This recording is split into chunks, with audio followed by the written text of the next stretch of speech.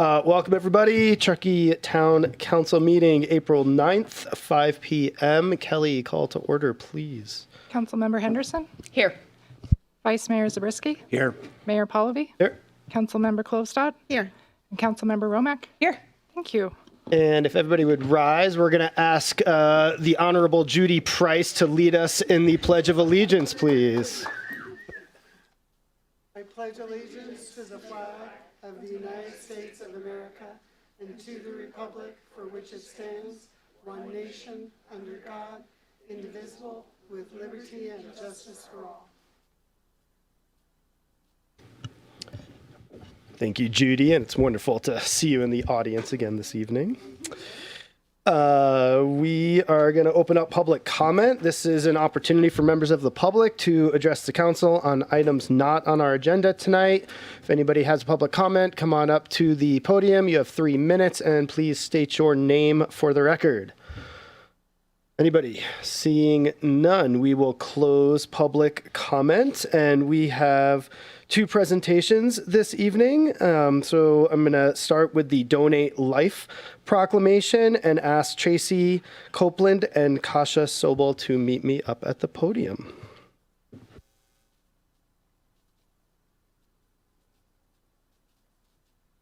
Hi, Kasha. I'm Dave. I'm not going to shake your hand. I'm just over a little thing. So, but thank you for being here. Thank you so much. Yes. Okay. There it is. Yeah. So, whereas one organ donor can save the lives of 8 people through the donation of organs and improve the lives of up to 75 people with eye and tissue donation. And whereas more than 100,000 Americans and 20,000 Californians are currently on the national transplant waiting list, and another person is added to the waiting list every 8 minutes, and on average, 17 people die each day while waiting for a life-saving organ transplant.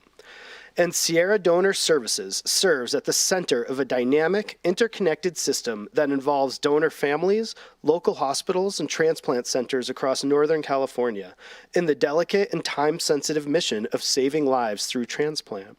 And whereas in 2023, Sierra Donor Services had its most successful year in its nearly 40-year history, making 442 organ transplants possible thanks to the selfless generosity of 171 Northern California organ donors. And whereas we honor all those who have given the extraordinary gift of life through living and deceased donation, and we encourage every Californian to register as an organ, eye, and tissue donor on their driver's license or ID card at the Department of Motor Vehicles or online at donatelifecalifornia.org, and talk to their family about giving the gift of life through organ, eye, and tissue donation. Now, therefore, be it proclaimed by the mayor of the town of Truckee that April is National Donate Life Month, and in observance, the town of Truckee encourages all citizens to become organ, eye, and tissue donors by registering with the Donate Life California Registry at donatelifecalifornia.org or their local DMV. And I believe, I don't know how many years we've done this, but at least, yeah, quite a few years. So it's always a wonderful time to see you again, Tracy, and to welcome you, Kasha. And I'll let you guys say a few words if you would like. So thank you. And we should all smile for Judy. Here you go. You get it? Thank you. Oh, All good. the man down. Honorable Mayor and council members, thank you for this opportunity, and thank you for recognizing April as National Donate Life Month here in Truckee. Truckee is near and dear to my heart, and as the mayor suggested, it's been a lot of years that since my sister introduced the proclamation many years ago, that Truckee has so graciously recognized April as National Donate Life Month. So it is an honor for me as an ambassador with Sierra Donor Services to accept this proclamation on behalf of Sierra Donor Services along with Kasha. I have been an ambassador for several years with this organization, hoping to raise awareness for the tremendous need for organ and tissue donation. So The short Reader's Digest version.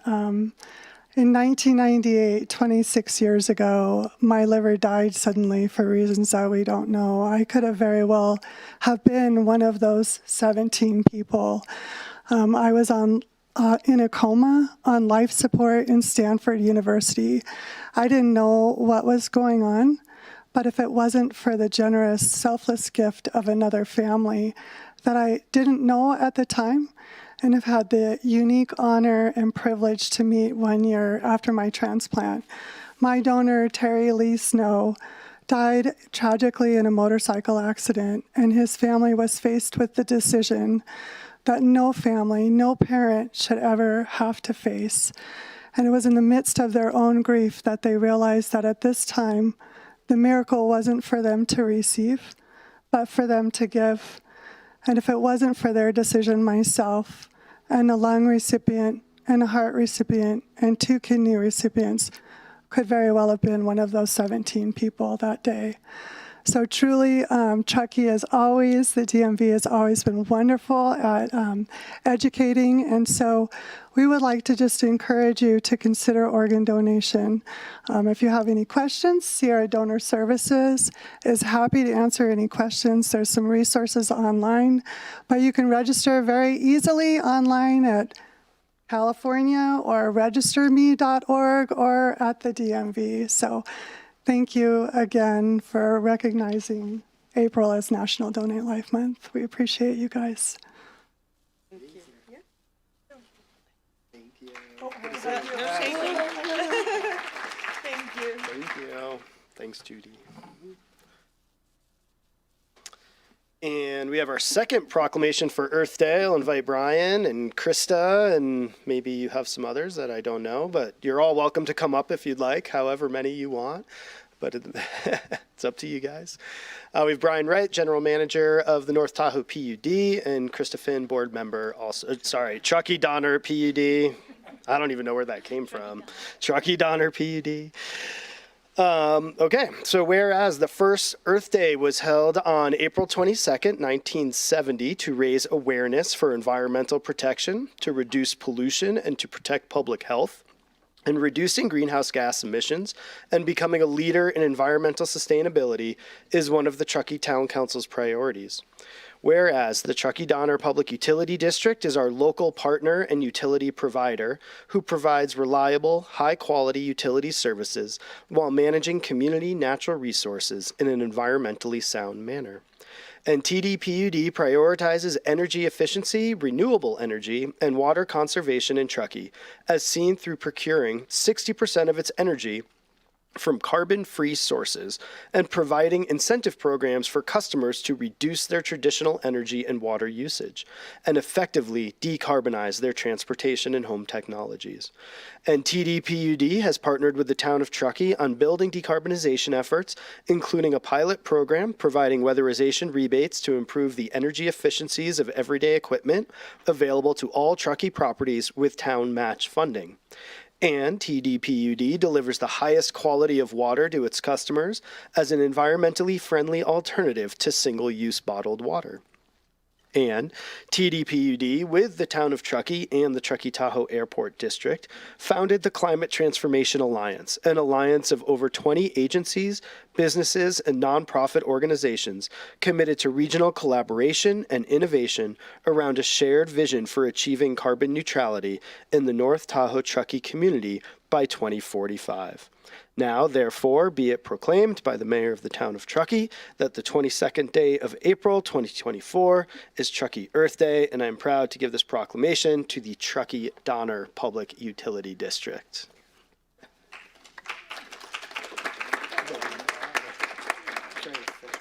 Please say a few words if you'd like. Wow.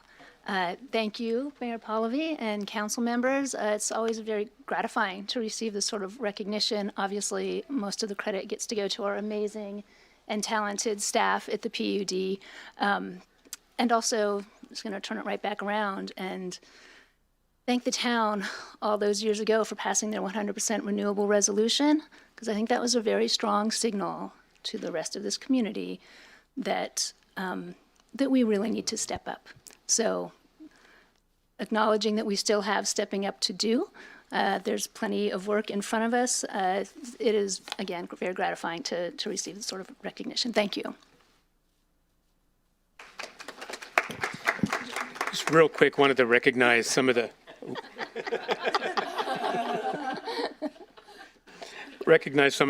hard work behind the scenes. I know that the Climate Transformation Alliance is really a product of the hard work of Councilmember Klofstad, Vice President Finn, and the other partners at the airport. It's a real shining example of partnerships that have developed over the last couple of years.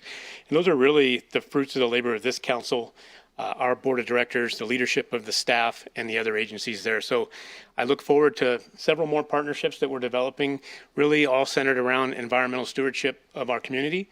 The general plan update with its several initiatives, the Truckee Donner PUD's new strategic plan and its initiatives. Thank everyone, the elected and staff, for their hard work. A really round of applause for everyone behind the scenes. Thanks, you guys. Yeah, thanks for being here. And with that, we'll hand it over to Mr. Wilkins for the town manager report.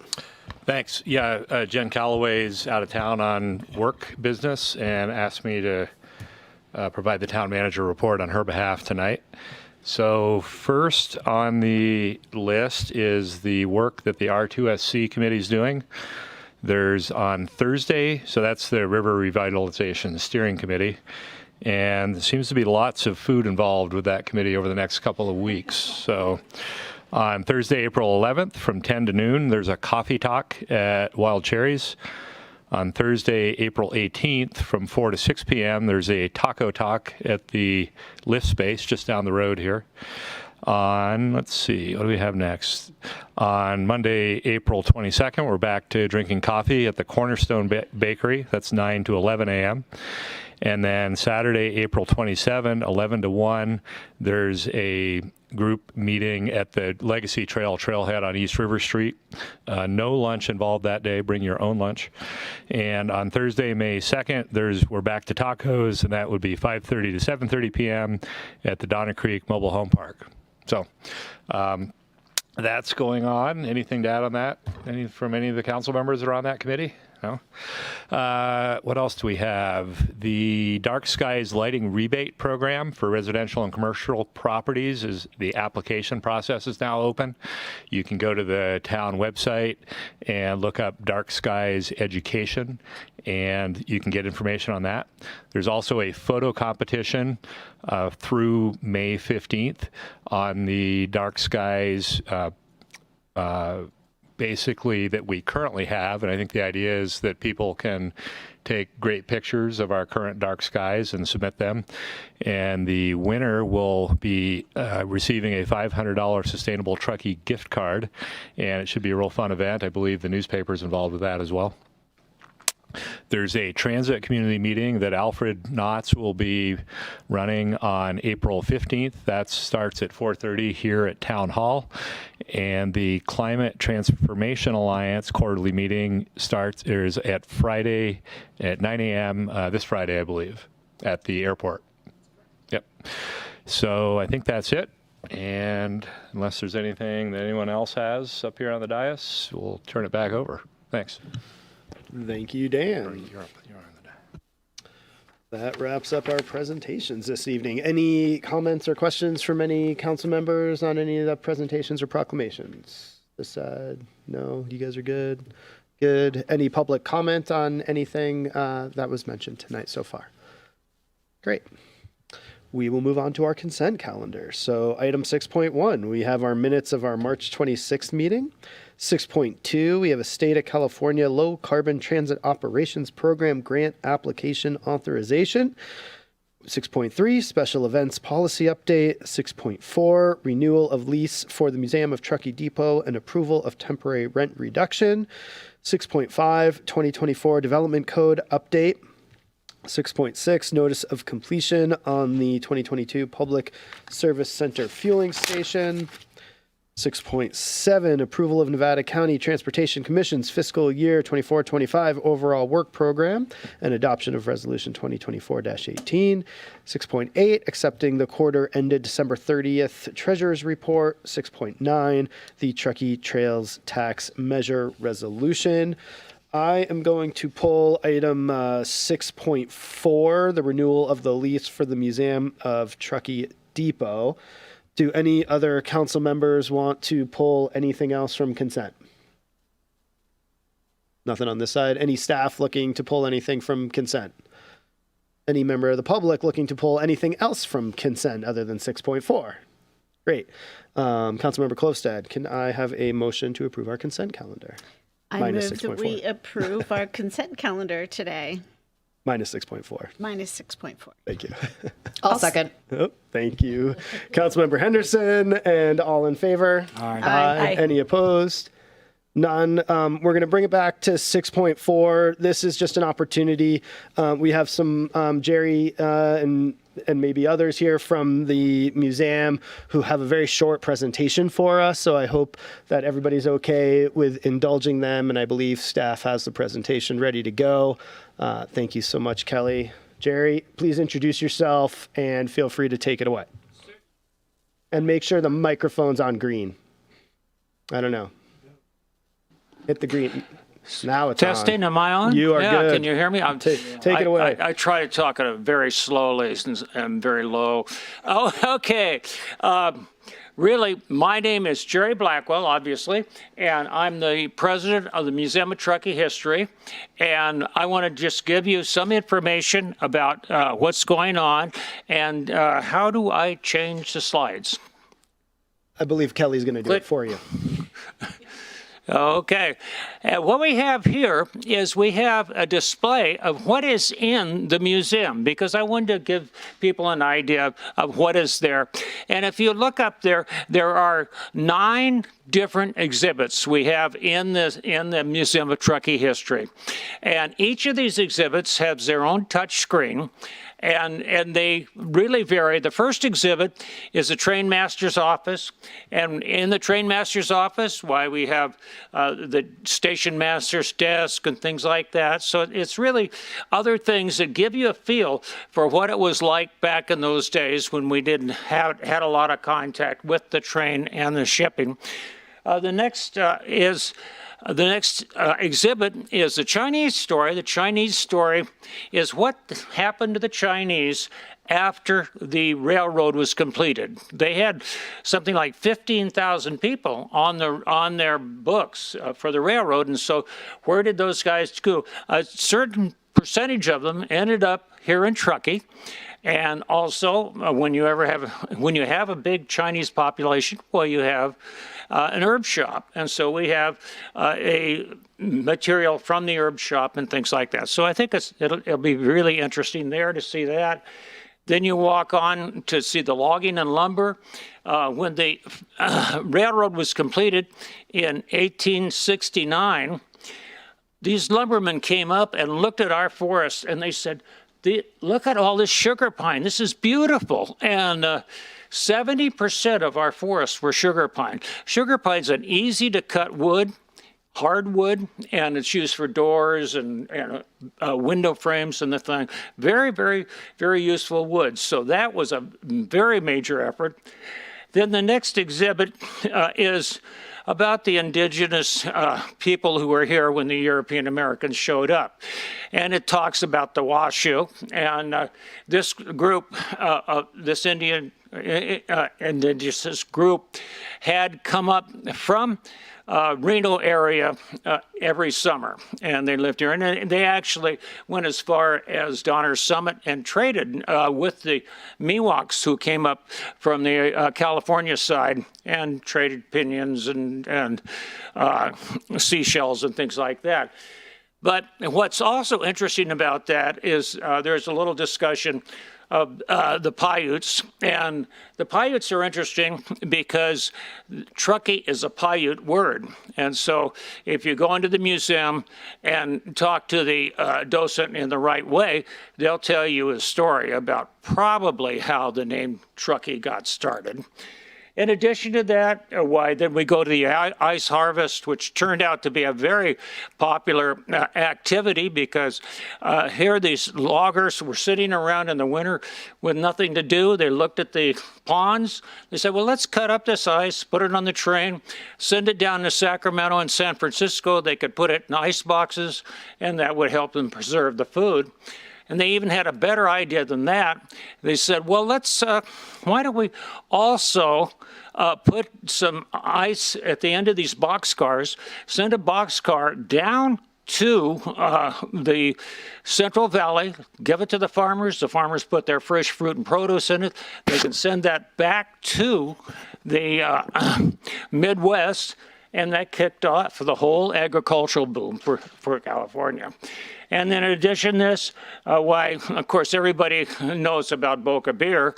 And so Boca Beer was a first brewery in Truckee, and they made lager beer. And they were just near the Boca Dam right now, sort of across the river there. And we tell the story there about how it got started and sort of how it ended, which is an interesting story, too. In addition to this, we go on and we talk about the next big industry, tourism. And that's the industry you have today. That's what keeps Truckee going, is tourism.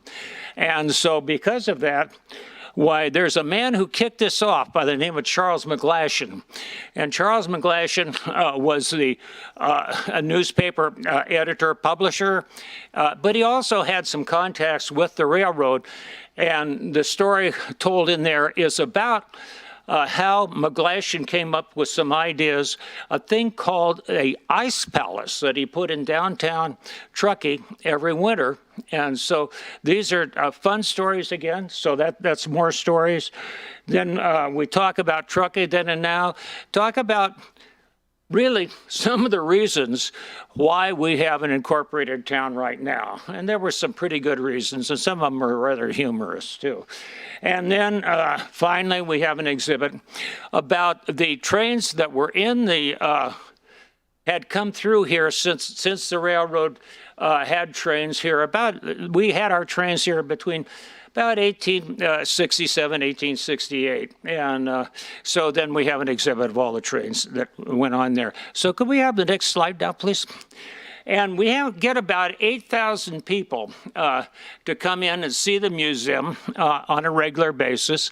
And of those, about a quarter of them are local residents.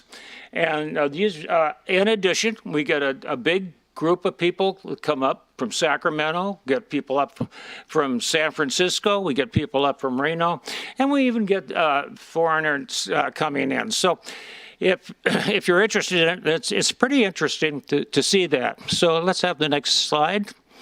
And let me give you a quick history of the museum.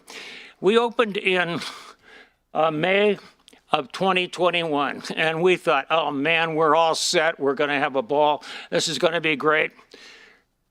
Opened right into a pandemic. Closed it up, that was it. And so then we thought, well, okay. So finally, we've reopened, and now we're trying to build both the volunteers and the hours, the days, and everything like that. And so that's our goal right now, and that's what we're talking about here.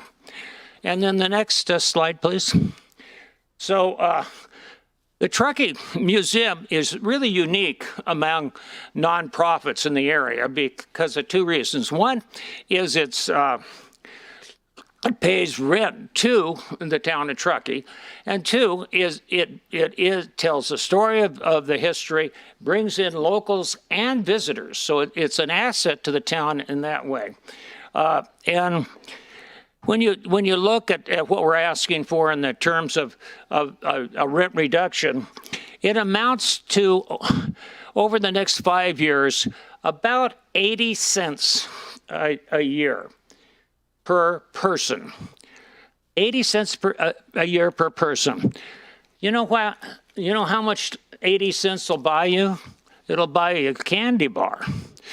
So if people are willing to give up one candy bar 1 year per person, why then they can really cover all the reductions that we're asking for on this basis. And what do our citizens get for that, giving up that candy bar?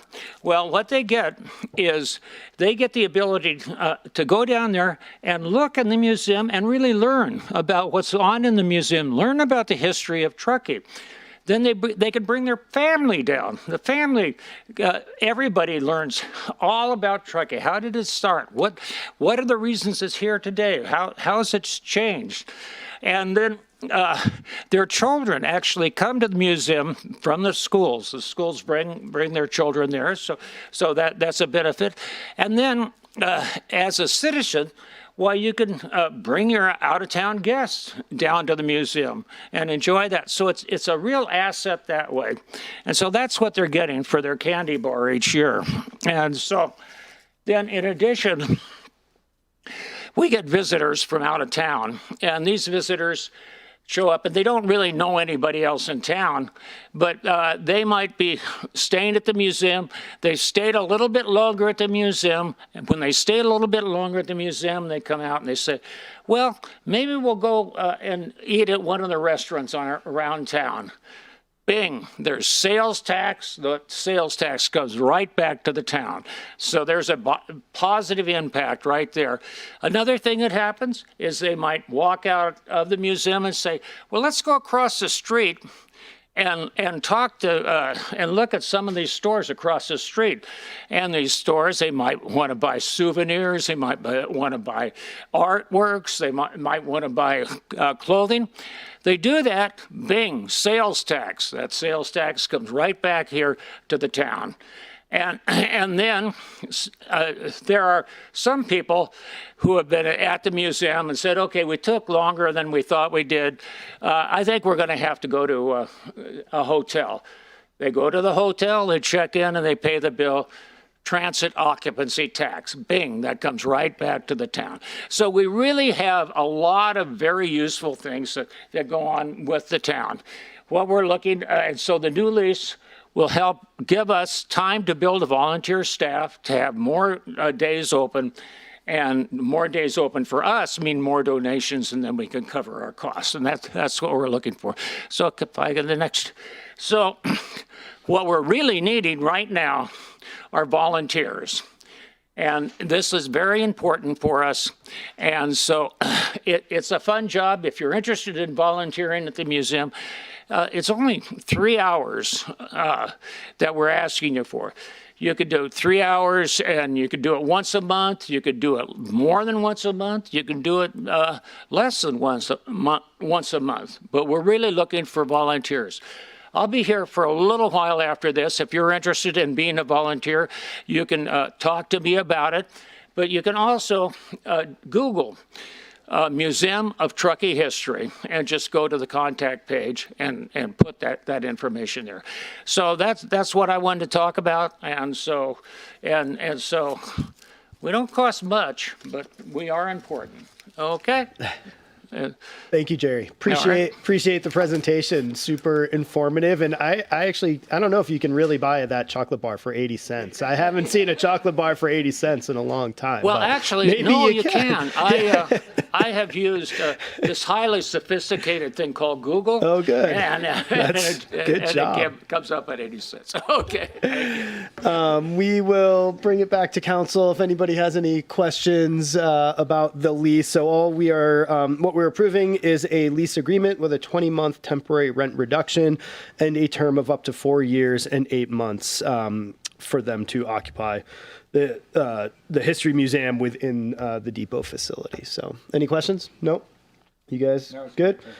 Any public comment on this item since we pulled it? And we'll bring it back to council for deliberation. I will just add, Jerry, we have Colleen Dalton. She's the CEO of Visit Truckee Tahoe in the audience. And I bet we can get you some updated visitor numbers as well for your presentation in the future, and also help to drive some traffic in there as well, hopefully from some of our overnight visitors too. Any other comments on this side? I do just want to say that I met with Jerry last week, and we dove into some of the details and some of the challenges. I appreciate your time on that, and really encourage our community to find a way to give some time and support the Museum of Truckee History. It's pretty spectacular. And anybody on this side, go ahead. I just want to say thank you. I think what you're providing is an amazing cultural resource. I really am excited for what you're doing. And I think you also have an event coming up on May 10th, if I'm correct. So maybe if you don't mind coming back up, just saying a brief word on the May 10th event so that anyone watching at home knows about that. Hello, Greg Zerbel, Truckee Donner Historical Society, and on May 10th at 10 o'clock, we're going to be unveiling a plaque recognizing Truckee's two Chinatowns. It was first there along with the jail and Jaboom Street and Brickletown area. And the second one, you know, across the tracks and across the river and downwind just a little bit there where the Truckee Herb Shop is today. So if you can come out, come see that. Thank you. Thank you. Thanks, Greg. Great. Vice Mayor Zabriskie, anything to add?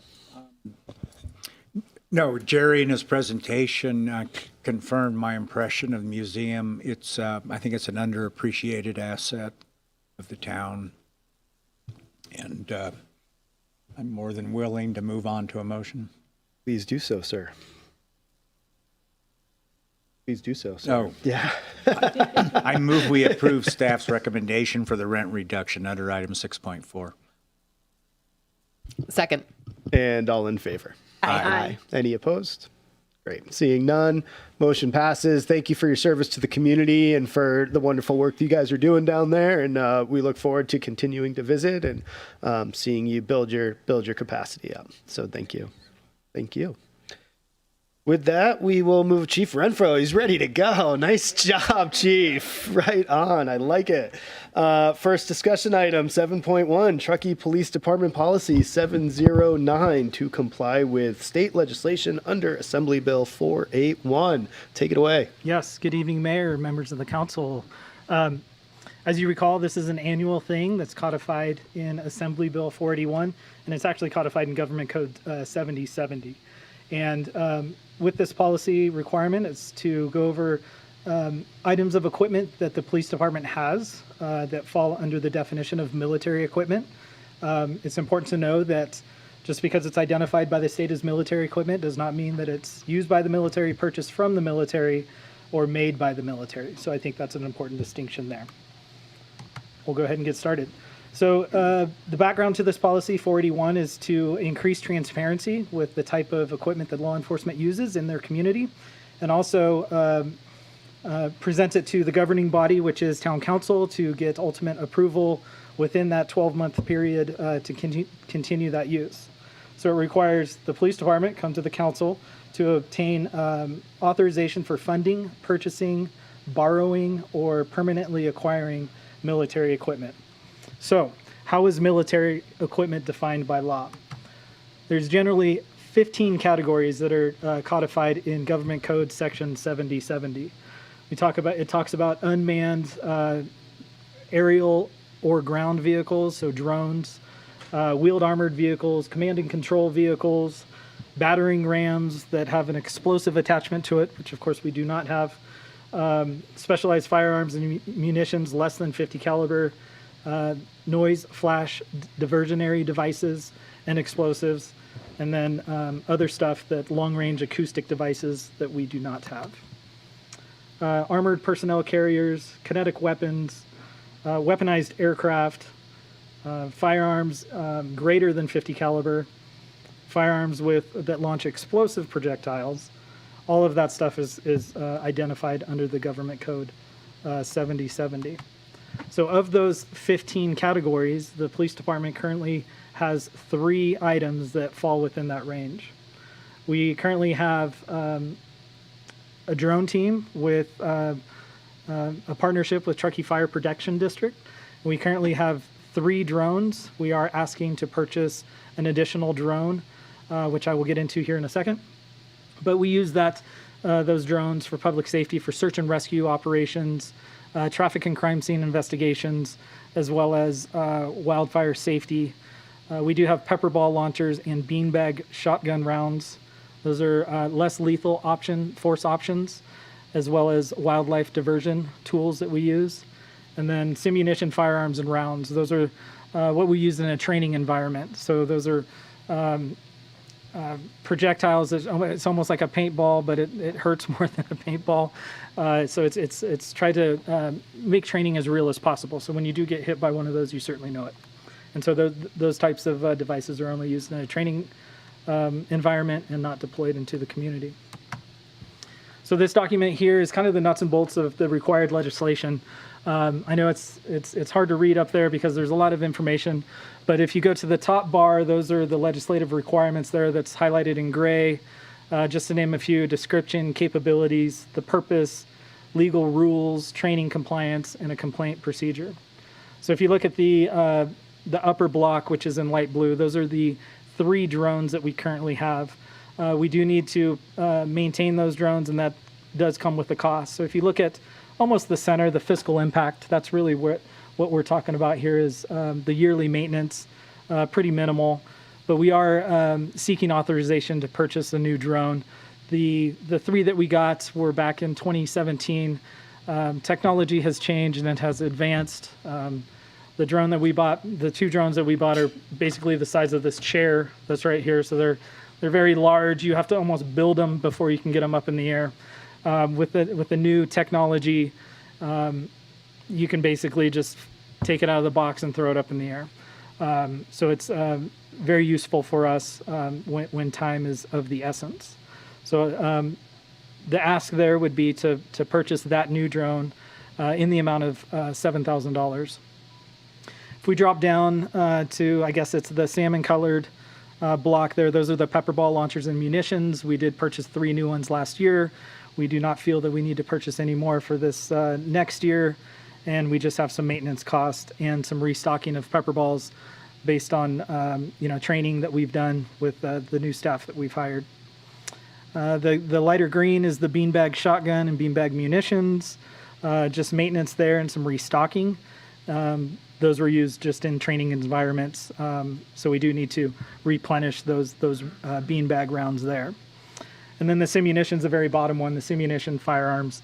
Like I said, training environments, we do need to restock. We're roughly asking for $3,500 for that in order to maintain our training needs. And so this is a bit unique because we haven't done our budget yet, right? So that's coming. So we're just looking for kind of like this looks good so far. And then we'll present, obviously, budget in the next couple weeks. And for the community, our complete policy is online, www.Truckee Police Services, and under the transparency portal there. An additional requirements here is having a military equipment coordinator, which we do. We do our inventory annually. We do coordinate with other jurisdictions, and we are required to present an annual report, as well as some community engagement. We did have a community meeting to discuss the equipment that we currently have, and it was sparsely attended, but we did go over with our Chiefs Advisory Committee, and they had no issues with the type of equipment that we are asking to maintain and purchase. But as far as the summary of use, as part of the requirements here is the UAVs, the drones. We've deployed those on several occasions throughout this reporting period for search and rescue operations, traffic collision mapping, and also some social media content. Pepper ball launchers, we did use a few pepper balls for wildlife diversion. No pepper ball munitions were projected at human targets as a less lethal force option during this time period. Beanbag shotguns and munitions.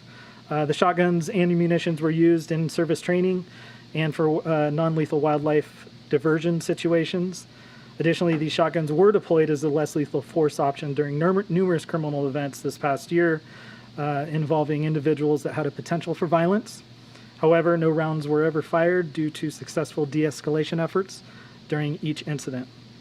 And then the simunition firearms and sim rounds were used just in training environments. So Moving on, the ordinance, this is basically a carbon copy of what we did the last 2 years. So everything's going to stay the same there. This is within the agenda packet. I don't expect everybody to be able to read this, but this is the ordinance as required by government code. So with that, staff recommendation is to introduce ordinance 2024-05, adopting Truckee Police Department Policy 709, military equipment, funding, acquisition, and use policies. And I am happy to answer any questions you may have. Thank you very much, Chief Renfro. Councilmember Romack, any questions? No questions. Klostad, No questions. Thank you for the report. Vice Mayor Zabriskie, and Chief, could you just summarize what the wildlife diversion events were? Mainly bear. So when a bear enters a house, it's usually occupied, which creates a pretty scary situation. So in order to divert the bear out of that situation, we can use pepper balls or bean bags. Okay. And then on the bean bags, I noticed there was 30,000 rounds. Was there a sale or?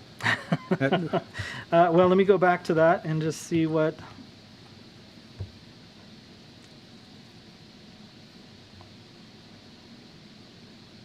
You see it There just was below some the pepper ball? Yes, so lethal force, beanbag shotgun rounds, yes. So that's what that's interesting. I'm going to have to look into that because that is a lot of rounds. that's the lifespan. It can be used Oh, the up shotgun. to 30,000 Okay, so that's the times. Is that what beanbag you're shotgun referring to? rounds, I yes. was looking at beanbag Yes. shotguns. Yeah, possessed I got 11. confused on that as well. So no, that is Expected. what the actual launcher is capable of. That's how many rounds the launcher Thank you. can fire. Thank you you. for the Okay. clarification on that. Yeah. No need to go back and do any research. Okay, Yeah. very thanks. good. Councilmember Henderson. No questions. Thanks, Chief. And other than, just for me, other than the drone that you're looking to purchase, this is the exact same list we've seen in previous years, the past 2 times that we've done this. That's correct. Yeah, that's what I thought. Looked pretty familiar. Great. Any public comment on this item? This is your chance. Public comment is open. No, everybody's good? Okay. Closing public comment.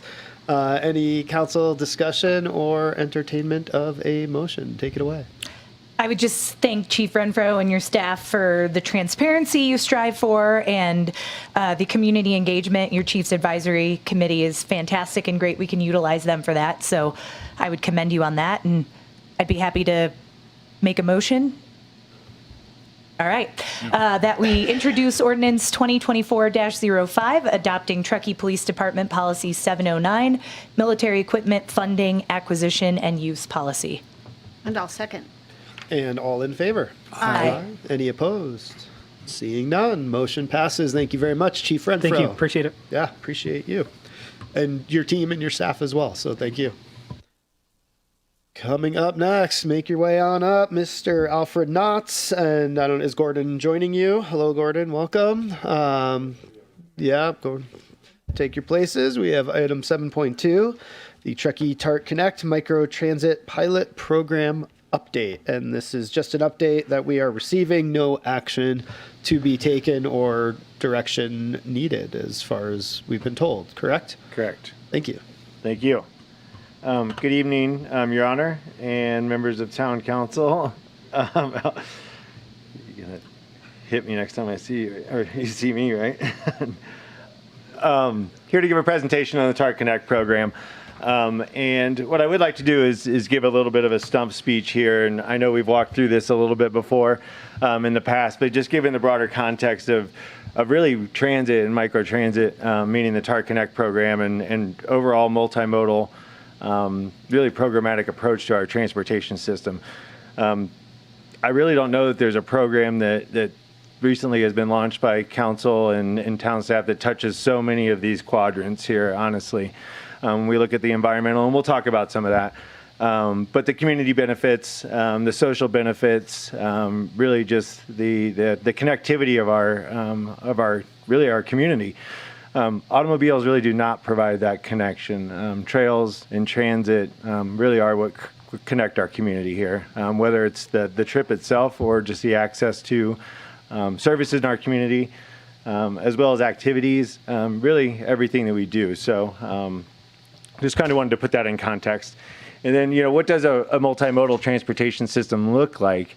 I've shown this figure before also. It doesn't remove us from investing in the automobile and infrastructure, but it does give us goals and policies to strive for a balanced system, really equity within the transportation system. And I know we talk about equity amongst human beings and economics and so on, but this really focuses on equity within our modes too. We've invested heavily on trails over the years. We've invested heavily on roundabouts and capital infrastructure.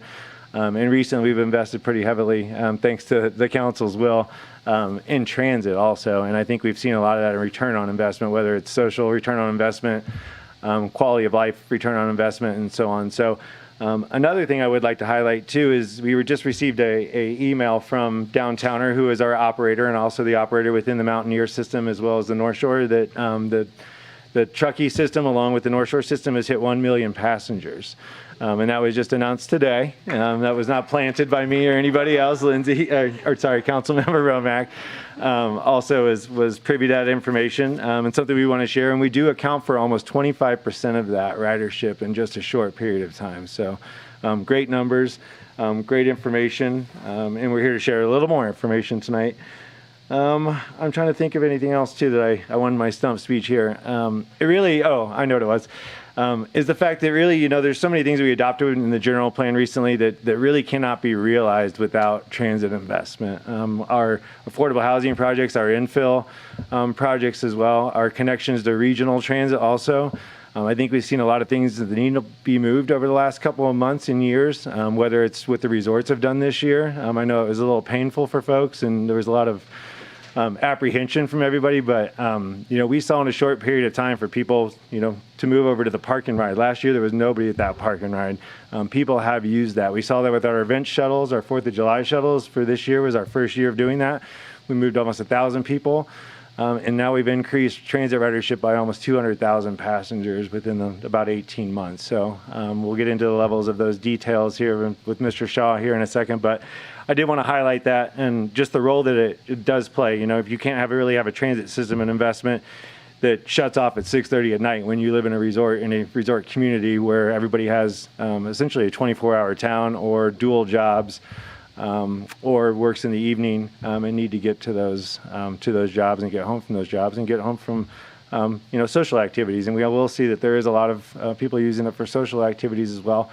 A lot of our parking objectives also cannot be realized as well without transit. Can't just take things away without giving people other alternatives also. So that's my stump speech. And with that, I will pass this over to Mr. Shaw. Okay, good evening, Mr. Mayor and Board. It's a pleasure to be here. And this is kind of the end wrap-up of a review study that we've done over the last year or so, looking at all the numbers. And if you know me, there's lots of numbers I could go into, but I'll try and keep it kind of number light here. But I do have a bit of a presentation to go through of reviewing the service as it stands and some ideas of how it can be modified or tweaked and refined in the future. As you may remember, many of you were here in the summer of 2022. I remember a ribbon cutting event there. That was a nice sunny day and with the first vans in the summer of 2022. We started with a limited service area, so we didn't go northeast, we didn't go south, we didn't go to Donner Lake. So it was Tahoe, Donner, and Glenshire, and kind of the core of community. Limited hours. We started at 10 in the morning. And then we started a pilot winter service after the success of the summer program in December 15th, 2022, and we've basically been going ever since. We now have go till midnight in the winter. In the summer, we go to 10 o'clock in the off seasons. And this is maybe a little bit of a tee up that the current funding goes through the end of this fiscal year in June of 2024. So there are some decisions to be made here as to moving forward after that. To the next screen, please. You may remember that we have a contractor that runs the vans and provides the drivers called Downtowner Inc.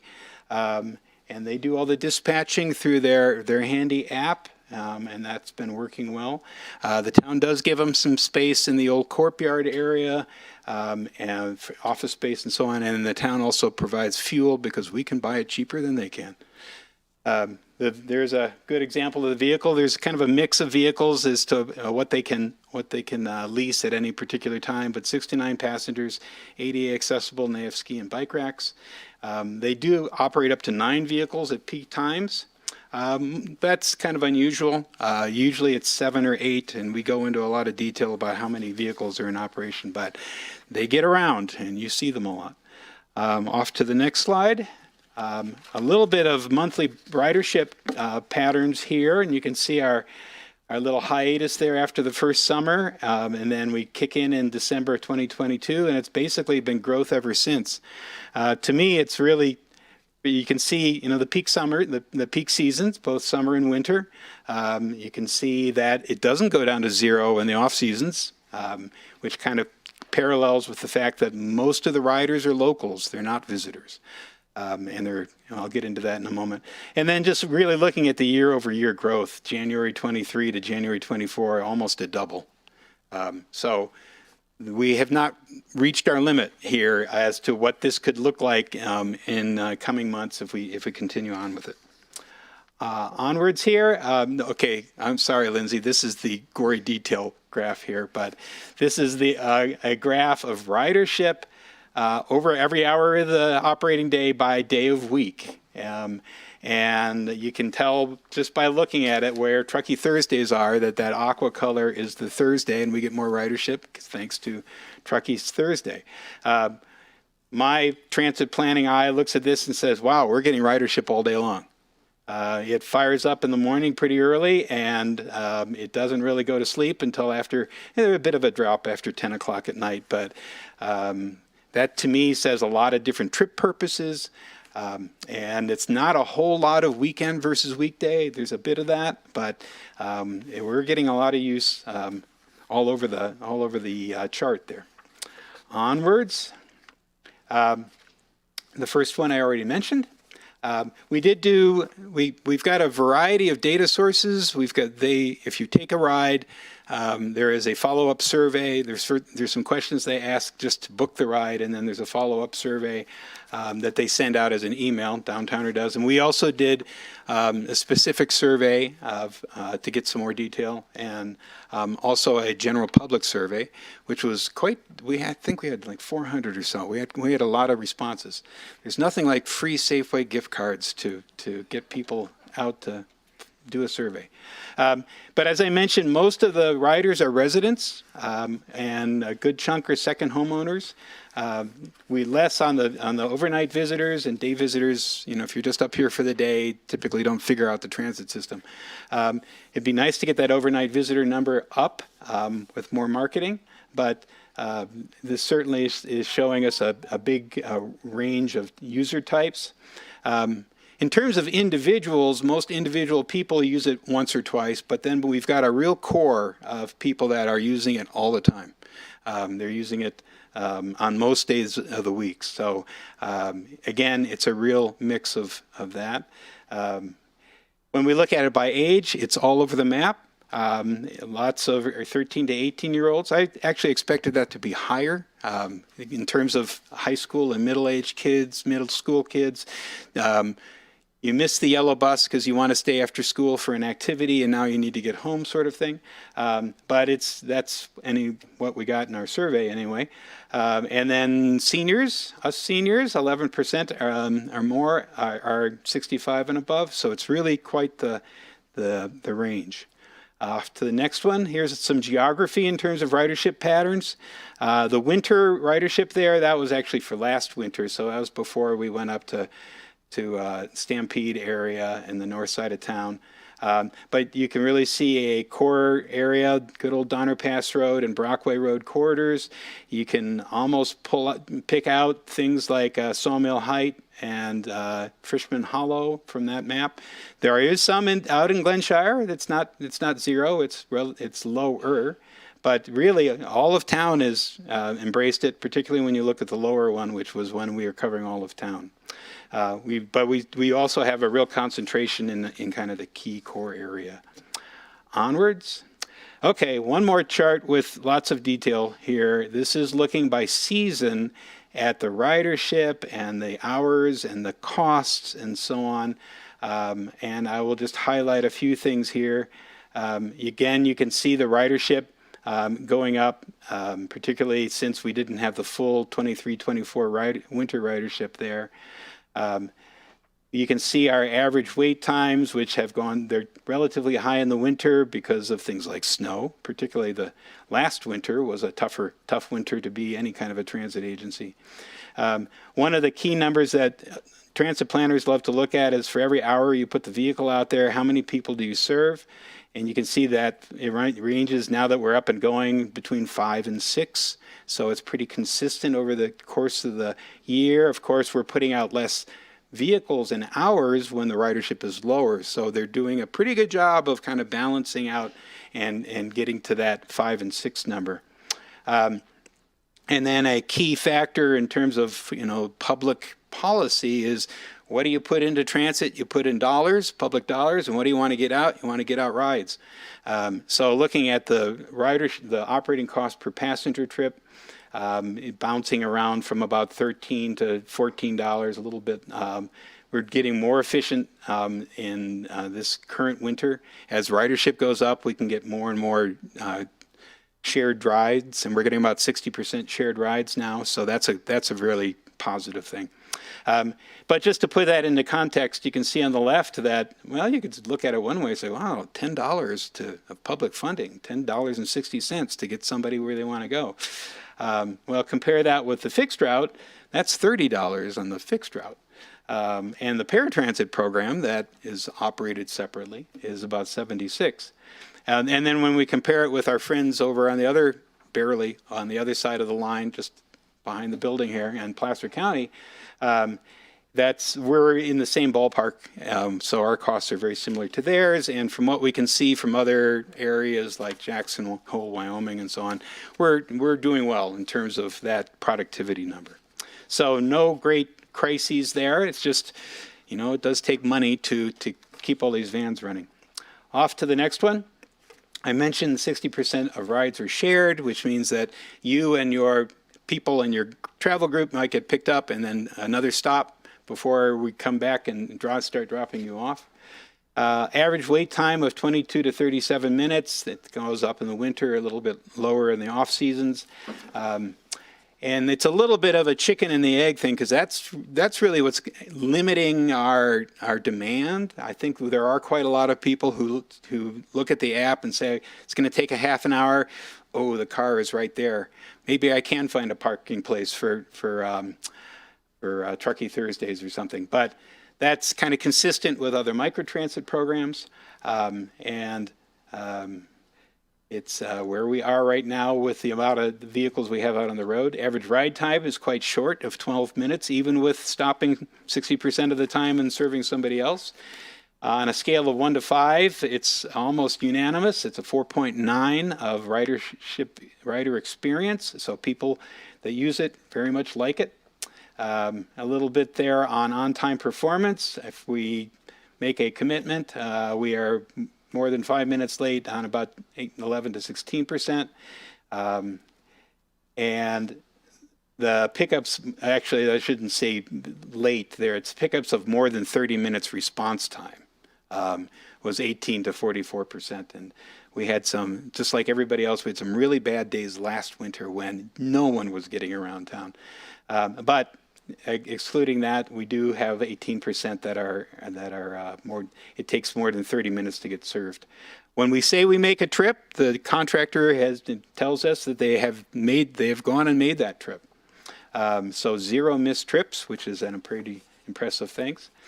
We do have you have the opportunity to call in, but 97% of the riders just use the app rather than call in, and that's true even among seniors who you might think maybe aren't so liable to use an app, but they figure it out, and it's more convenient.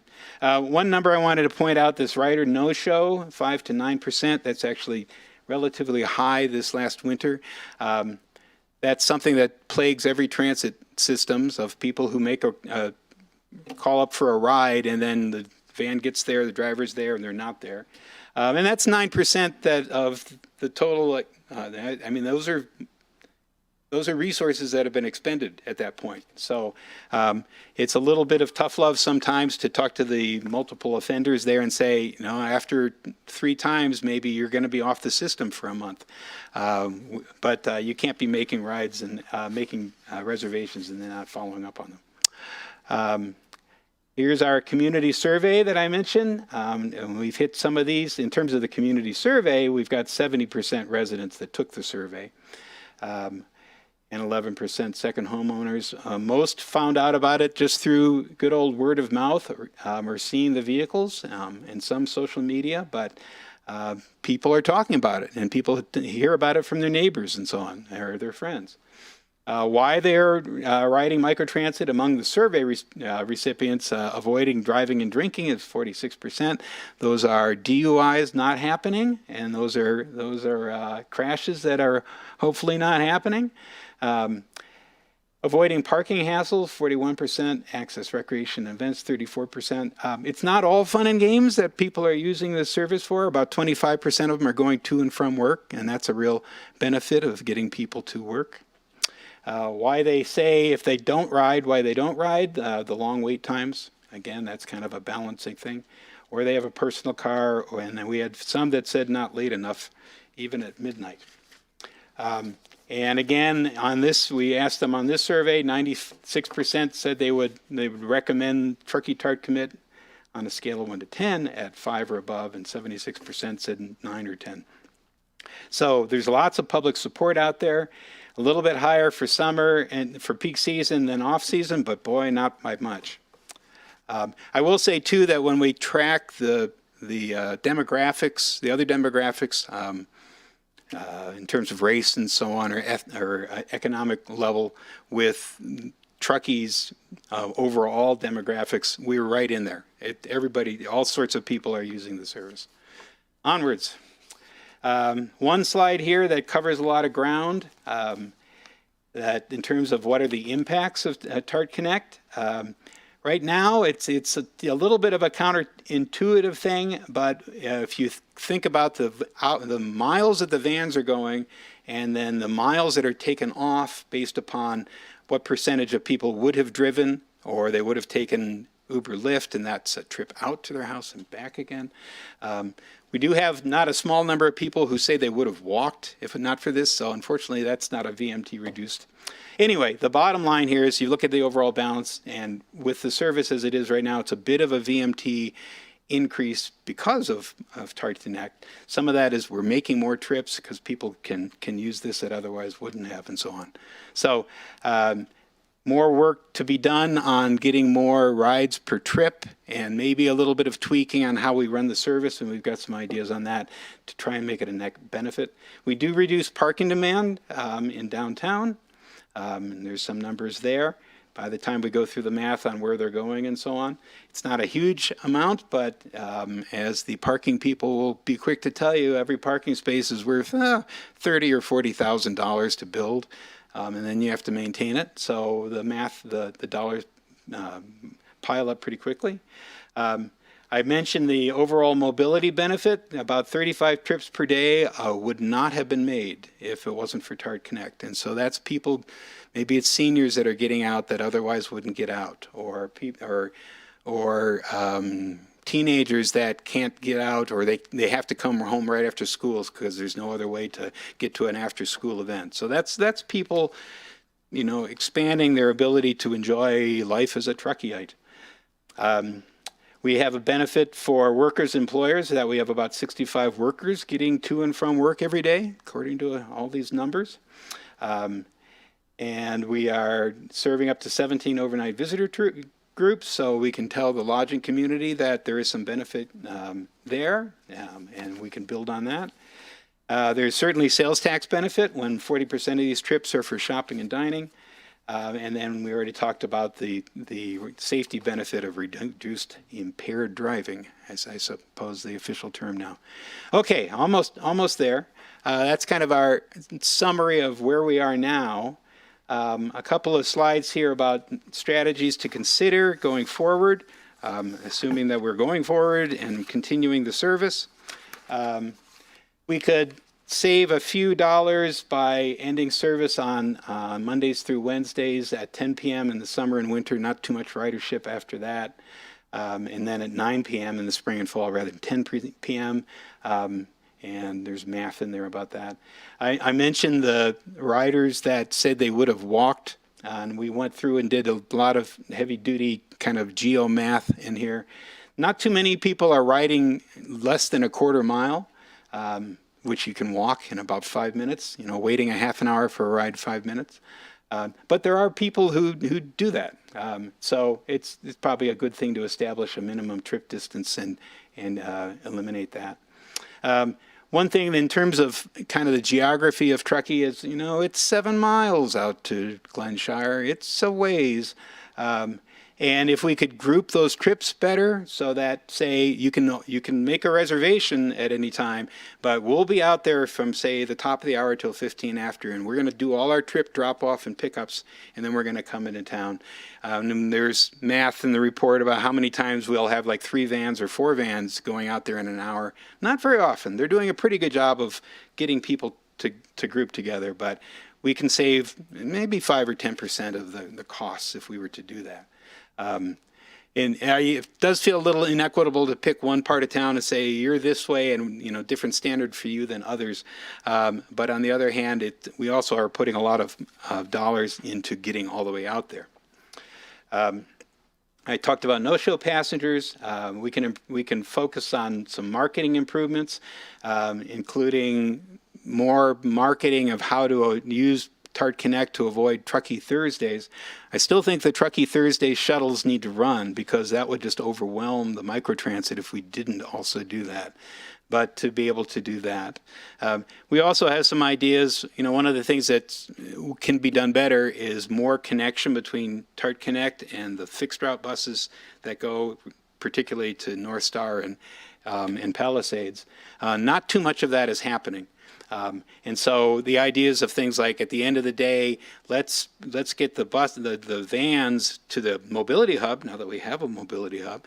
And so when those buses come in, if they're not doing anything else, you can just see the van and say, I need to get to my apartment, I need to get to my home, and basically make it right there. So some ideas on that. Something thinking again across the county line. If you look at the map of microtransit now in the North Tahoe Truckee region, you've got all of the lake, you've got all of Incline Village, you have all of Truckee, and then we have Martis Valley, which doesn't, we also have North Star because of the North Star's private service, and then Martis Valley is this whole. As well as Upper Sierra Meadows, that is in the Placer County side of things. So it would make a lot of sense to sit down with our friends at Placer County, and I don't know what hat you would wear at that meeting, to say, you know, let's get some Placer County funds to add to the Truckee program and into this contract so that we wouldn't have that kind of artificial boundary, particularly since we're building, there's more and more affordable housing that's happening in Martis Valley. Provide town-owned vehicles to the service contractor. Right now, we are essentially paying their lease costs. We do have some vans that could go to them now, the dial-a-ride vans for the microtransit program, 2 of those.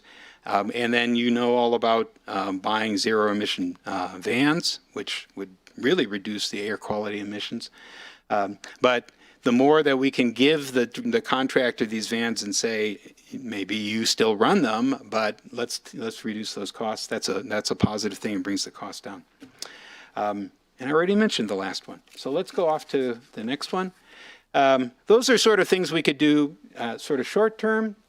But over a longer term, obviously funding is the key constraint here.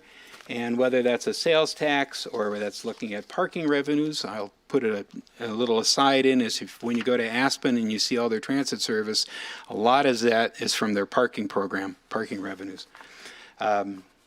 Or there's state transit assistant funding, and Alfred could tell you about how every day the funding programs change, but there are opportunities to use state and federal funding there. We talked about the town-owned fleet. Another kind of strategy is to look at different ways that the paratransit program wouldn't be parallel with microtransit. It would be part of it. That gets into contract changes with the existing paratransit and fixed route contractor.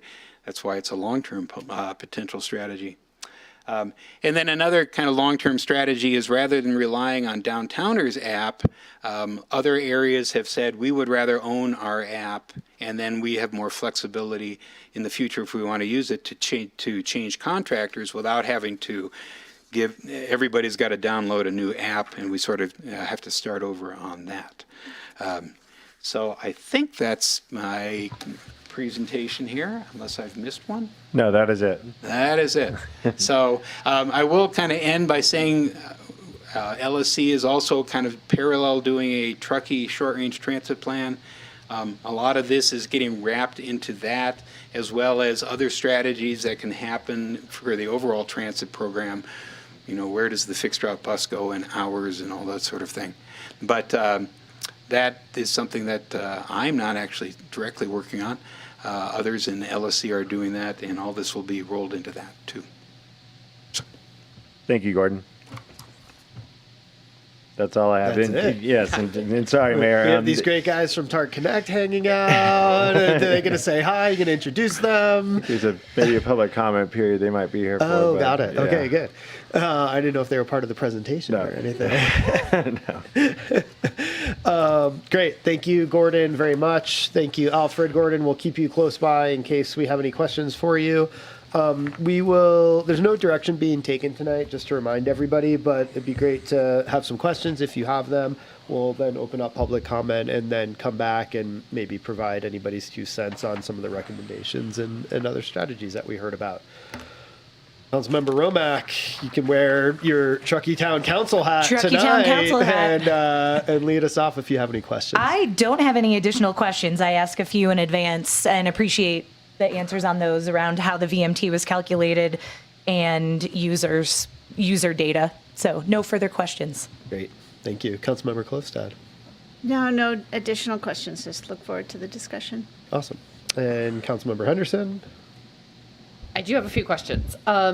So one of the stats that you said, and so whether it's Alfred or Gordon, whoever wants to answer, I think you said 8% of riders are 13 to 18.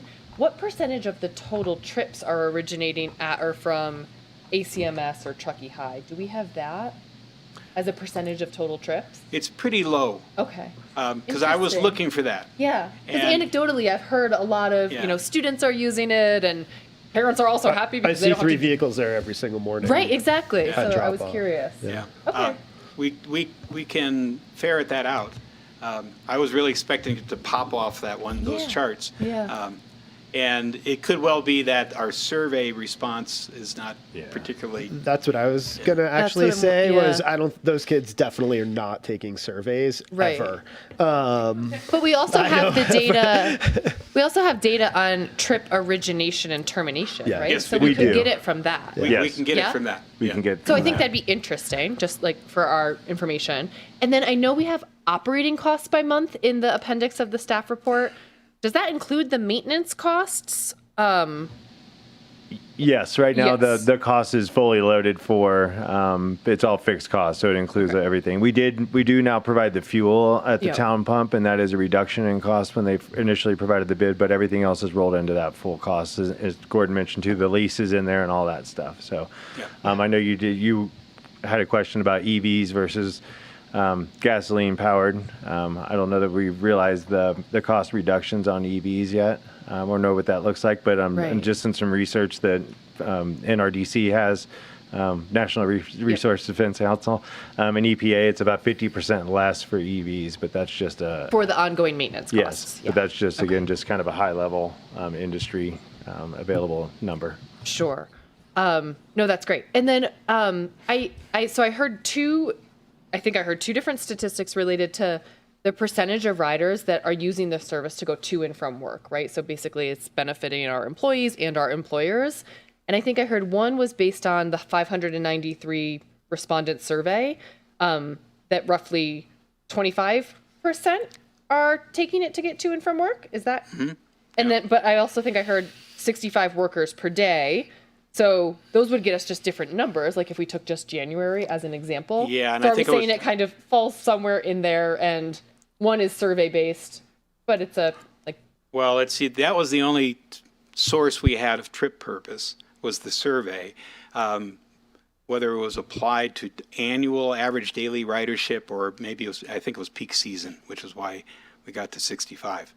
Okay, so 65 per day. Roughly. 65 per day in the peak seasons. Okay, in peak seasons. Right. And then I know that we're, this is, I'm sort of bringing it up now. I know we're not going to go into all this detail tonight, but in the context of budget discussions that are coming up. So if we're having roughly 5 to 6 passenger trips per hour on TARC Connect right now as an average, I heard that correct? Mm-hmm. Okay.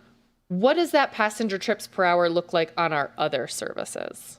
Like on our fixed route? The fixed route, the productivity on the fixed route has gone up also. So it's about 4.5 to 5. And the hours are way different too. So there's not an apples and oranges, but on a rural system, I think, and Gordon can speak to this a little bit more, but about 3 to 5 per hour for a rural system, and we are classified as a rural system, is about the industry standard also. Okay. Yep. So similar, just to confirm, like similar passenger trips per hour, but our cost per passenger trip per hour is significantly less on TARC Connect compared to our fixed route, for example. Yes.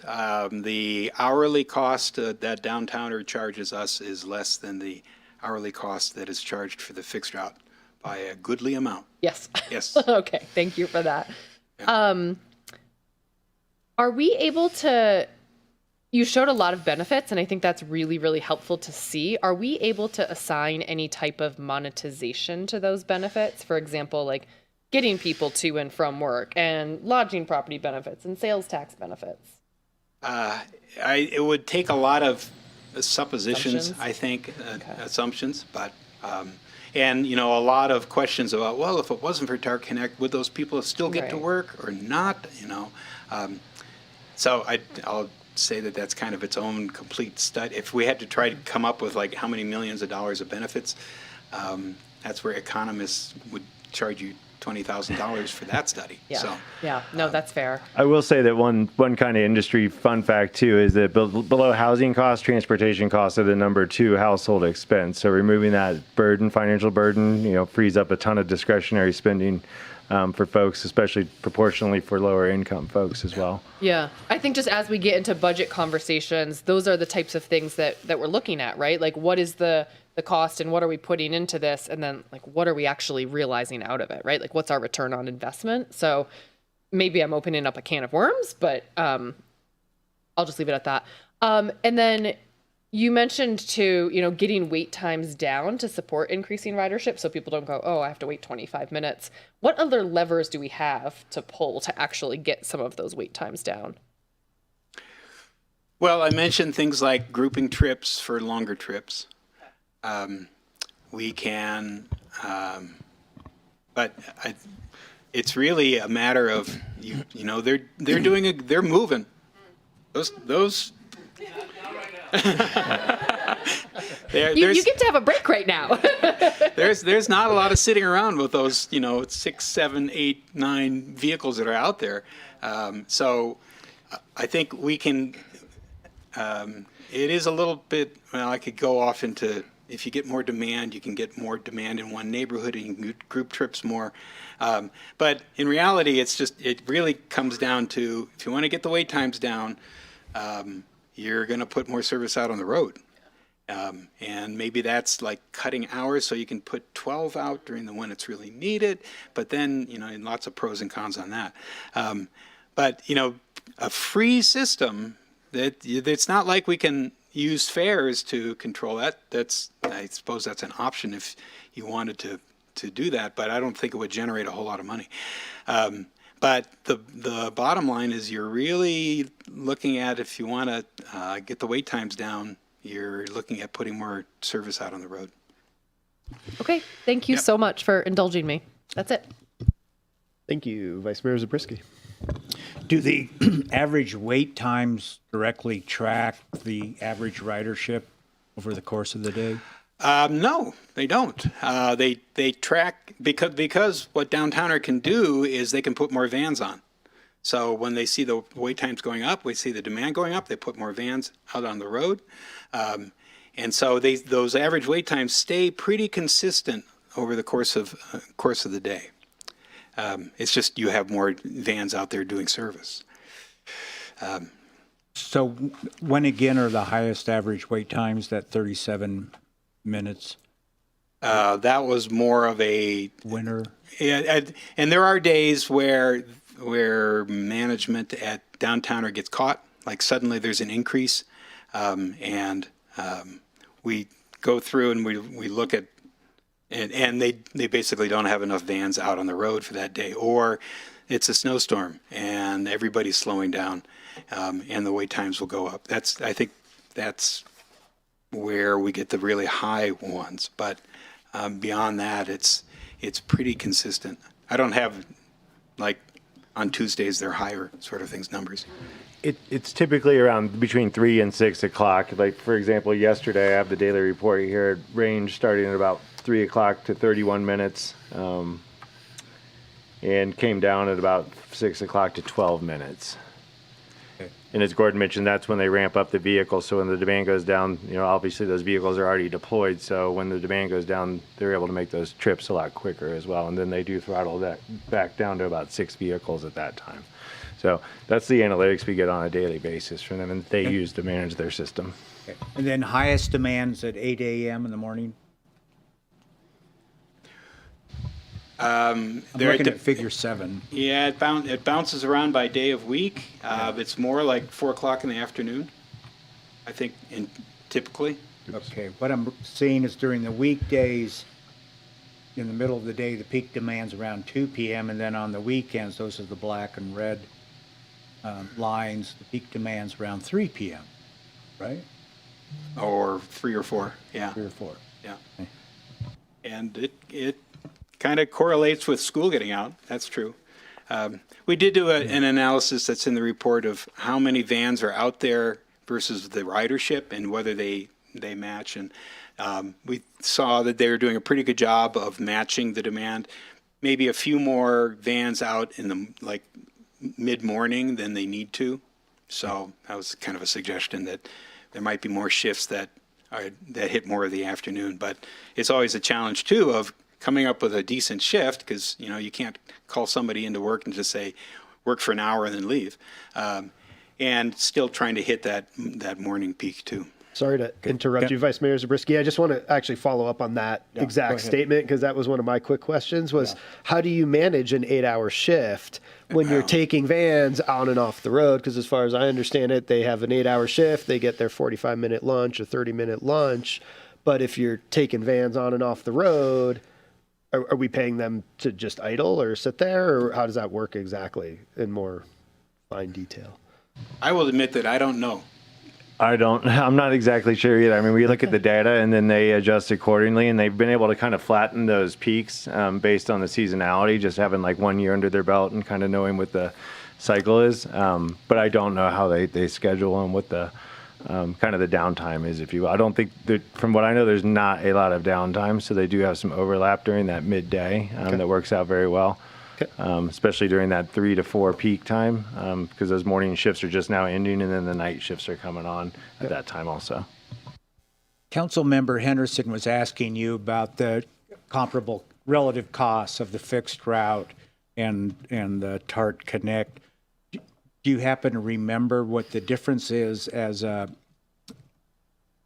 per mile, what the difference would be between the fixed route? Oh, I don't have it in front of me. It's in the tech memo for the short range transit plan. Okay. We really focus on the per hour basis, because we don't pay the driver more because they're going faster. So most of the costs with transit have to do with putting a vehicle out there per hour rather than per mile. Yeah. But we can get back to you on that. Okay. At the risk of complicating this operation in its infancy, I'm hearing about, maybe on Glenshire we would have almost like a hybrid fixed route. 15 minutes every hour, there's going to be a van working in Glenshire. I'm wondering if we might, if that's one of the things you're thinking in the back of your head, is moving to more of a hybrid system that has a fixed route for heavily trafficked areas. Now, I'm thinking particularly of Donner Pass Road. If a wait time's 37 minutes and most of the transportation's on Donner Pass Road, why aren't we having a 30-minute headway for a fixed route on Donner Pass Road? I've been doing this for a while. Yeah. The challenge with Donner Pass Road in fixed route is that we've got a lot of destinations and we don't have very many origins. There's not a lot of housing along the Donner Pass Road corridor. We're getting there. We're doing things like Fishman Hollow 2 and so on. So as we get more and more housing on there, it starts to make more sense. That it would be nice to get to half-hour early service, which would put a second bus on that. But right now, and it has to do a lot too with whether you look at a trip being within downtown, within the Donner Pass Road corridor, and we have some of those. It's not a small number, but most of them, the trip ends in the Donner Pass Road corridor, or people that are coming in from outside, and they're going to Safeway from Tahoe Donner or someplace else. So it ends up with a lot of trip ends, but just serving trips just within that area, we don't get nearly as much. And we've looked, like going back to Glenshire, the challenge with Glenshire, just like with so much of Truckee, is you get out there and it's not like we've got a big housing complex at the little market there on Dorchester. You have to get everywhere. So microtransit makes a lot of sense to serve that. What we're talking about is more like, let's take those trips and let's maybe put a limit around it so that people know as they're making their trip, oh, okay, I can make a trip request, but it's going to be top of the hour till 15 after. And I'll just plan my day around that. And then rather than sending 2 vans out to get 3 people, we'll send 1 van out to get 3 people. Okay. I just have a couple more questions. Alfred, is there any delay occurring now in order to aggregate ridership? Any effort to kind of wait to see if an additional ride pops up, let's say in Glenshire or Prosser Lakeview or Tahoe Donner? It's my understanding they do give themselves a little bit of a leeway time to see if another trip does come up. As Gordon mentioned too, the mobility hub will provide a lot of opportunity too to have people stage over there too for other areas of town where they don't have to be dispatched all the way across. But yeah, they do, especially on Truckee Thursdays, we have implemented that kind of management strategy. Rather than pick up one person, it's wait 3 minutes, just let the people know that are in the van why they're not moving right now. But you will definitely pick up a rider too. For instance, for like a Truckee Thursday where there's kind of this, I won't call it a mass exodus, but there is that, that demand is there if you wait just a little longer, that you can fill some of those seats.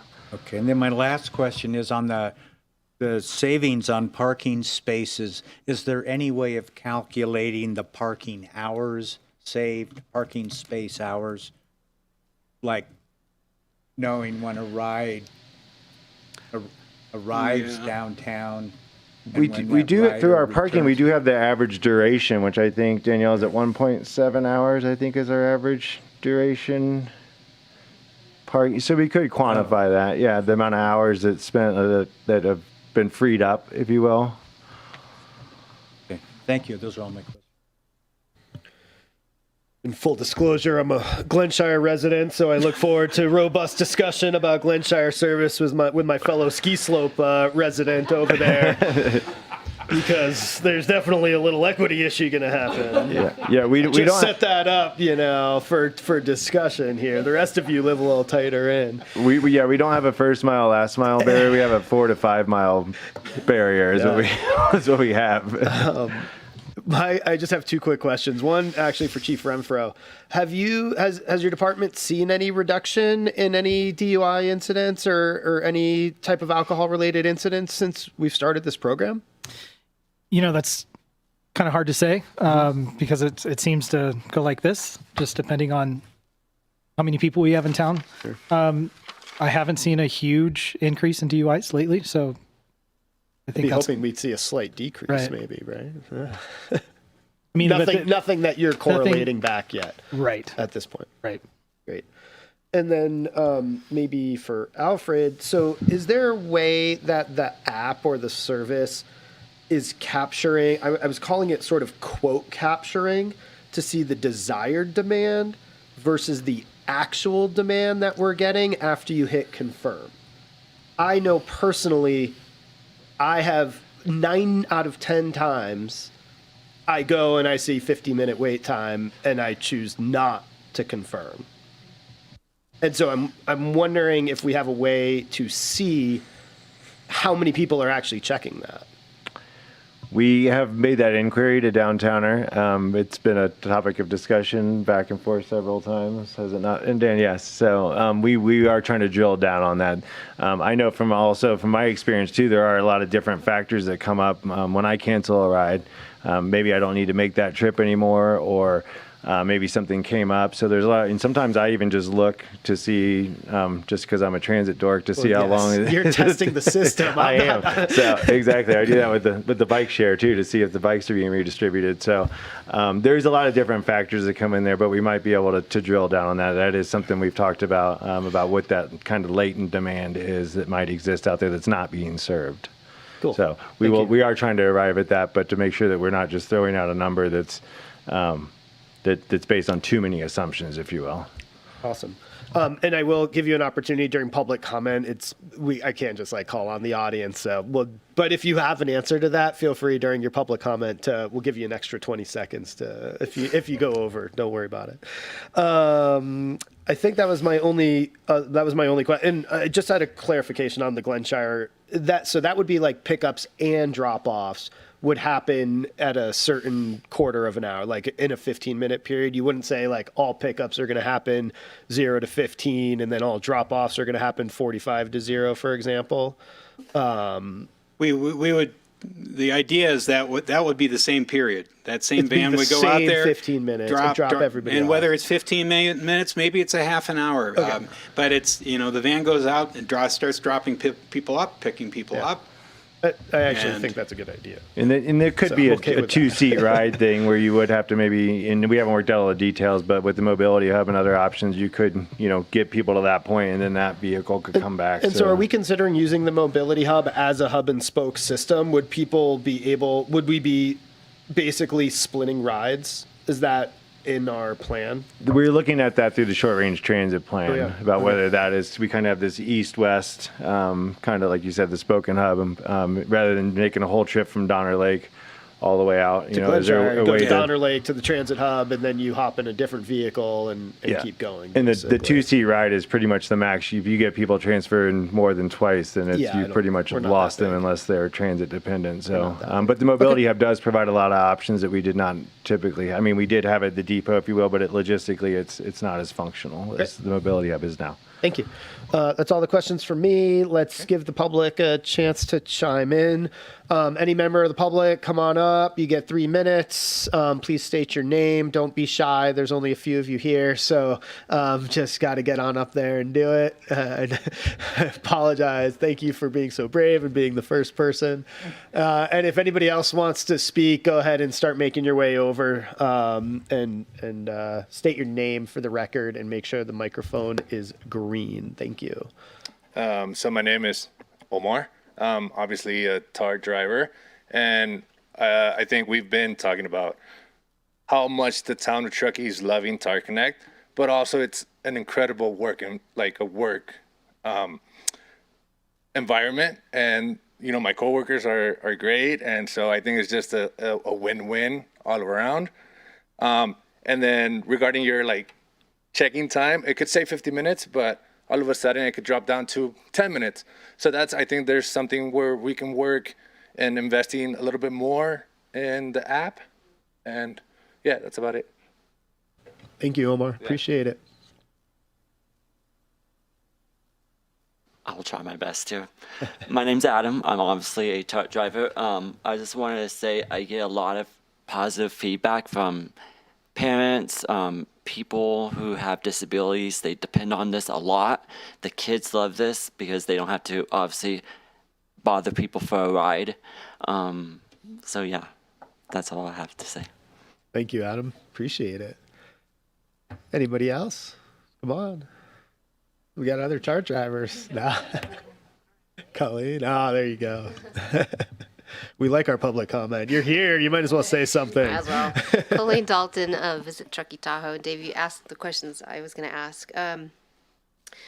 Other thing, it's basically shopping cart abandonment, right? So they see the price or the time, and they ain't going to do that and abandon, and that could be a very high rate. And if we could secure more conversions, then everything is better. So that wait time is 22 to 37 minutes is a huge range, and just encouraging true analysis and research on that, and what does that look like for increased services if necessary. And then also app downloads is a good metric, and how many people downloaded the app and how many of the app is being actively used.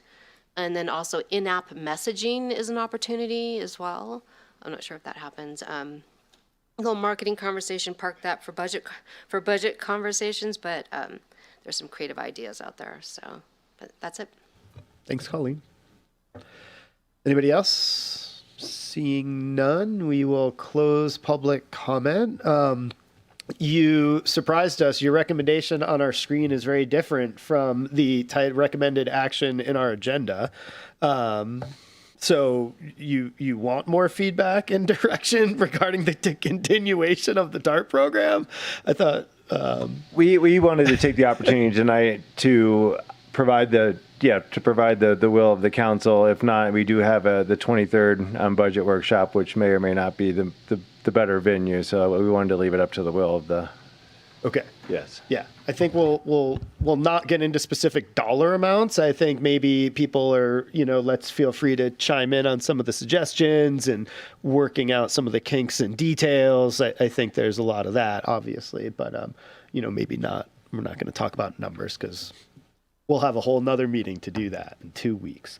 Let's go in the opposite direction. So Vice Mayor Zabriskie, are you ready to chime on in, please? Yes, there's a lot of moving balls here. I described this program as still being in its infancy, and I was referring to, I'm not seeing well-established patterns yet because there's growth going on in the system, and there's so many variables. I don't know at what point we would have a stable operation that would allow us to really have hard data to make adjustments. What I see is with all the recommendations for short-term changes, this is sort of like, well, let's just keep experimenting as we go along, and I'm somewhat open to further deliberation or discussion, if not tonight, in the future about what we can do to tinker with the system. Even though it's not going to give us consistent data if we do it, it's almost worth taking that leap. I'm curious to figure out when we're going to reach a negative VMT impact. Right now, what I got from the report is we're actually generating more vehicle miles than reducing them through the program. And I don't know what the sweet point is where we start reducing that mileage. And the other thing is parking. It'd be nice to figure out how, really, at this stage, really to quantify the amount of saved parking to try to eliminate the variables where I realize we're making certain assumptions and the parking we're saving now. I think that's an important item for us and for the broader community. Get a real sense how much parking we're saving. So I'm happy with the increase in numbers. There's still a lot more to be done. I'm fascinated by the prospect of maybe having a hybrid fixed route, more of a hybrid fixed route on-call system. And I'm concerned about a reservation system. I'm not quite sure how that'll work. We're talking about reservations for disabled and maybe something else. That's going to be a tricky thing. But I guess my final thought is it's all fascinating stuff. I want to keep working on this. I see transit as the most viable solution to both our traffic and parking problems. Thank you. Councilmember Henderson. Thank you. First, just thank you to our TART Connect drivers who came this evening. You guys work so incredibly hard. You're out there in every possible condition that mountain weather throws at us, and it's really impressive what you do. And I've heard a lot of just really amazing anecdotal stories of people loving the service, but also just talking about like how they had great interactions with their driver and they got to chat. And, you know, there's value in that community connectedness as well. So thank you for what you're cultivating. I think that, you know, it's what we're seeing is that it's certainly more cost effective than our fixed route system, just as one example. And so that's encouraging to me. I hope that we can get it to be even more so as we continue to drive ridership, we reduce wait times, and pull levers that we have on that. Alfred, I'd love the statistic, just if we can follow up on that, for the % of trips that are serving our students. I think that would be, you know, a really interesting statistic to have. I'm certainly open to limiting hours to 10 p.m. I think it was suggested on Monday to Wednesday, just as one potential cost reduction mechanism. And then we'd have to evaluate that as well, right? Like, does that shift what our ridership looks like? I don't know how well I'd look for guidance from, you know, experts in the field, right? Alfred, our drivers here, our consultants, of, you know, doing a first 15 minutes to Glenshire, for example. I don't know how well that would work. I feel like that could also backfire, so we'd have to be really thoughtful about that as a cost reduction mechanism. At the end of the day, based on sort of the data in front of us quantitatively, but also all of the anecdotal evidence that we have in the community and how it does touch all 5 goals, as Alfred pointed out, I mean, I want us to find a sustainable source of funding for this. I think it's an incredible service that we get to shepherd and provide for members of the community. Mayor Pallavi, correct me if I'm wrong. I'm assuming we'll get into all of those funding sources as part of the budget workshop. We're not going to go into that tonight. But what I would just say in that is that, you know, we've had funding partners in the past in this, VTT, the hospital district, others. So I'd love to just ensure we're in conversation with those partners now as we go into budgeting. And then also potential new partners. We have other special districts. We have other large scale employers. And we're seeing that, you know, if we're serving 65 people a day, you're talking about, you know, roughly 2,000 folks a month who are taking it to commute to and from work. So I think we should also be exploring other partnerships as part of a sustainable funding strategy. So those are just my thoughts. I'm, you know, obviously, you can hear in my voice, I'm very supportive of moving forward, and want us to be able to do this in a fiscally responsible, sustainable way. Did I answer everything you needed? Equitable, I think, too. Yes, thank you. Yes. Councilmember Klofstad. Yes, thank you. Yeah. Yeah, not to put words in my mouth, but yes. Yeah.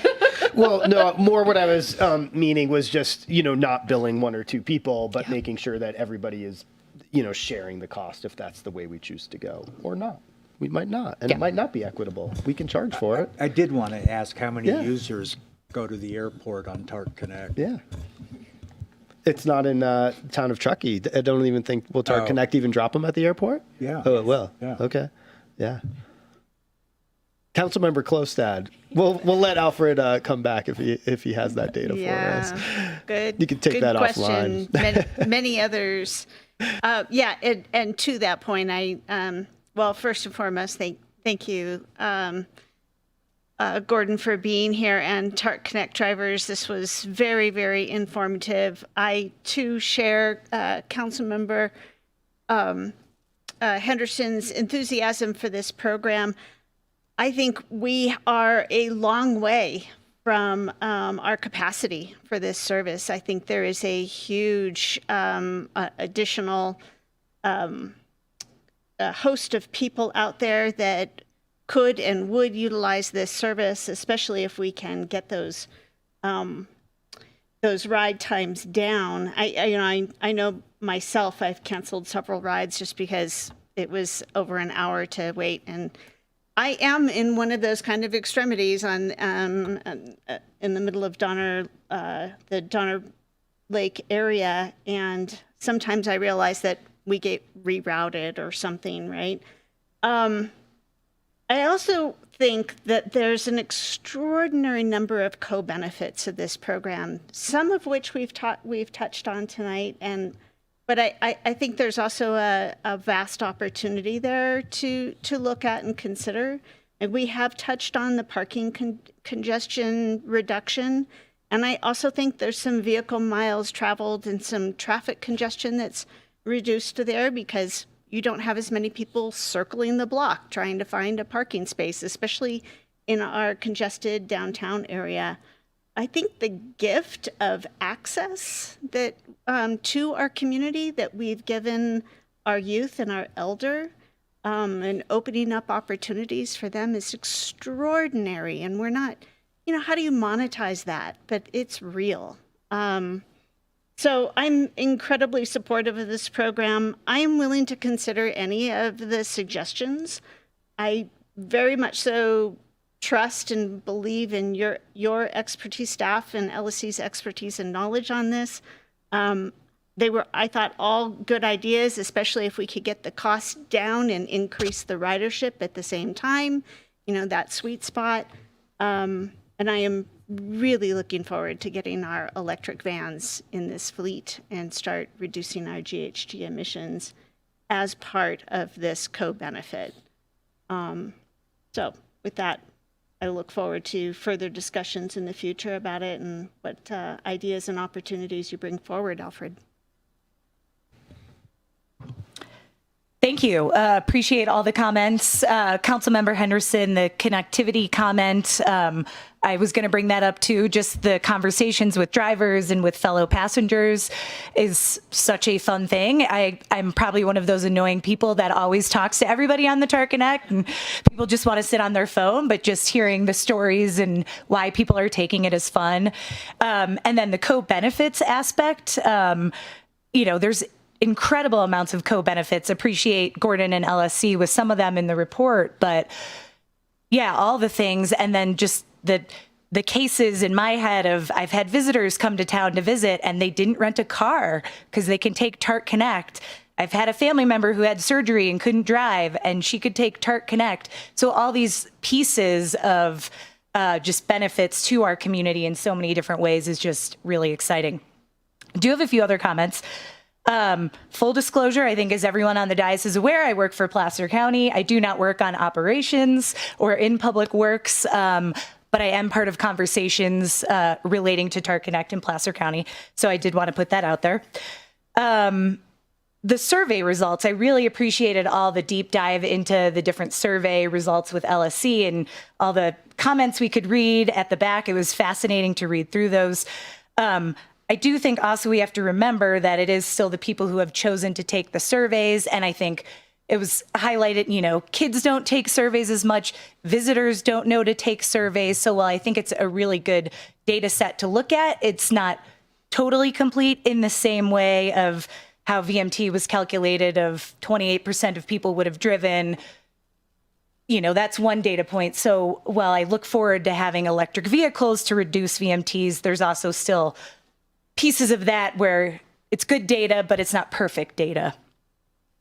I think a big question is how do we get more people to use it? I think everybody's mentioned we can do more. I appreciated one of my questions in advance was, do we know frequent riders?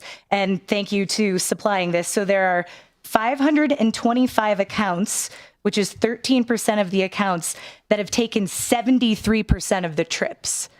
So that's great. We have 525 people that are taking it a lot, but that means there's a ton of people out there that are still not taking it frequently. So looking to increase ways to get people to ride. And with that, I'm supportive of how do we reduce no-shows? I think that's really important. And then expectation setting, I think is also, this is with marketing and how the technology is used, but I think If you know it'll probably take you around 30 minutes and you expect that, then you're more okay with it, rather than if you think it might be 10 minutes and then it's 40 minutes and then you don't take it.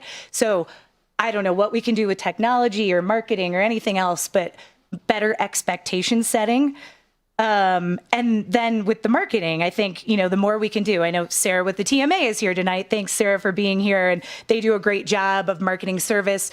They helped run the Park and Ride that Alfred talked about. How do we promote it next year as a ride and ride? You get Tart Connect to the Park and Ride, and then you go to the mountain. And I know we did a little of that marketing, but continuing to push that message. And then I think also, how do we get our technology to work with our fixed route services? So that way, if there is a ride that you could hop on, I live 3 blocks away from Brockway, and I know there's a fixed route stop that I could get on. So if I knew that's coming in 5 minutes rather than waiting 15 minutes for Tart Connect, then it could encourage me to get on that fixed route. So how do we get all of our technology to talk better together? And then reservations have been brought up. Sorry, I have a lot of comments, but I really am excited about this. I do think reservations are worth exploring. That has come into play personally when I have tried to take Tart Connect to the mainline Tart bus to get me to Tahoe City. And that bus is going to leave at a certain time. So if I could make a reservation and I knew then I would have a ride at 7 a.m. to get me to the bus at 7:30, then maybe it would make me more comfortable to take that more frequently. So just something to think about with reservations too. And then also, I live in Sierra Meadows. We're all talking about where we live. And I would say 75% of the time, especially at night, coming home, people are trying to get rides in Placer County.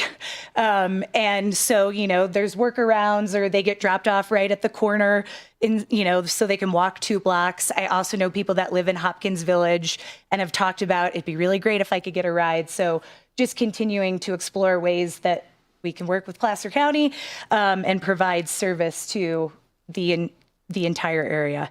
But super excited, really appreciate all the work that everybody has put in on this service and continuing to, turn dials and knobs and see how we can adjust things to make it a successful system. Thank you. Just on that note, we do have quite a few Placer County residents that are also Truckee residents, right? And I know it's very frustrating. I've had many of them come to me and say, why don't we get service? And I have to explain that whole thing to them. So I strongly encourage them to share their desire for that service with their representatives and see what they could do to help make that part of what this service can offer to our region, to our community, and not just our town limits. I think it just makes so much sense. We just need to get another half a mile outside of that range, right? And really serve our whole region better. So I support you. I encourage you to reach out to your representatives. Thank you. First, thanks everybody for being here. Thanks for your comments. Really appreciate that. I pretty much wholeheartedly echo everything you all have already said. I don't think I have very much to add other than a couple of things. So I think the fixed route connections to Tart Connect via the app is absolutely key if we're going to continue to move this forward. When I was at the lunch at North Star, that was a huge topic of discussion. They were incredibly interested in pursuing opportunities like that. They are looking for ways to get their employees out of Truckee without having them in their single passenger vehicles, utilizing fixed route access a lot more effectively. I did not have those conversations with Palisades necessarily, but I know that North Star is, we've already started those conversations, so I would encourage us to continue them. On the reservations piece, I hear you. I would just add a note of caution, because I think a lot of the students have been relying on it in the mornings, and that is reducing our bus usage, right? And so what we don't, and they're doing it for multiple reasons, and I've talked to a lot of you guys. I'm the same way as you. Councilmember Romack, I'm like, talking to the drivers every time I get a ride. I'm talking to the other people in the van. I ask my daughter every time she comes home, like, hey, how many people were in the van with you? How many stops did you make, right? Like, I'm asking her all the same questions. And she definitely did not fill out any surveys, and she never fills out the after ride survey. So I think the kids just aren't doing it, which is why that starts the trip start, trip end data is almost more applicable in some of those cases. But I worry on the reservation front, if all of a sudden we're just picking kids up every morning and we're not using our school buses for the purpose that they're in place for, are we just sort of like trading one for the other and creating more of a hassle for everybody? Yeah, we're paying double. There are some concerns I have there. So I do think that's something to approach a little bit more gingerly, or at least cautiously, or figure out what the guardrails on that are. You can't make reservations to go to school type of thing. Mayor Pallavi, just a side note, Yes. a lot of the issues with the kids riding TART in the morning is because the school district doesn't have enough bus drivers. Thank you. Yes. So at this point in time, they're doing a really rugged, active recruitment for bus drivers. But once they're we could all work together really once they're well at full somehow. capacity, they'll be able to actually meet more of the demand of the students that want to ride the bus, but currently don't have access to a bus pass because they don't have enough bus drivers. Yeah, and I think that those are all considerations that we need to understand and take into account, and it's really fascinating. We all wear quite a few hats, especially just the people in this room, of different things that we do, and so I think that's super appreciative to have that type of feedback in there. I agree with a little bit about what both Councilmember Klostad and Romack were saying on the VMTs versus the parking availability. I'm not sure VMT is our measurement.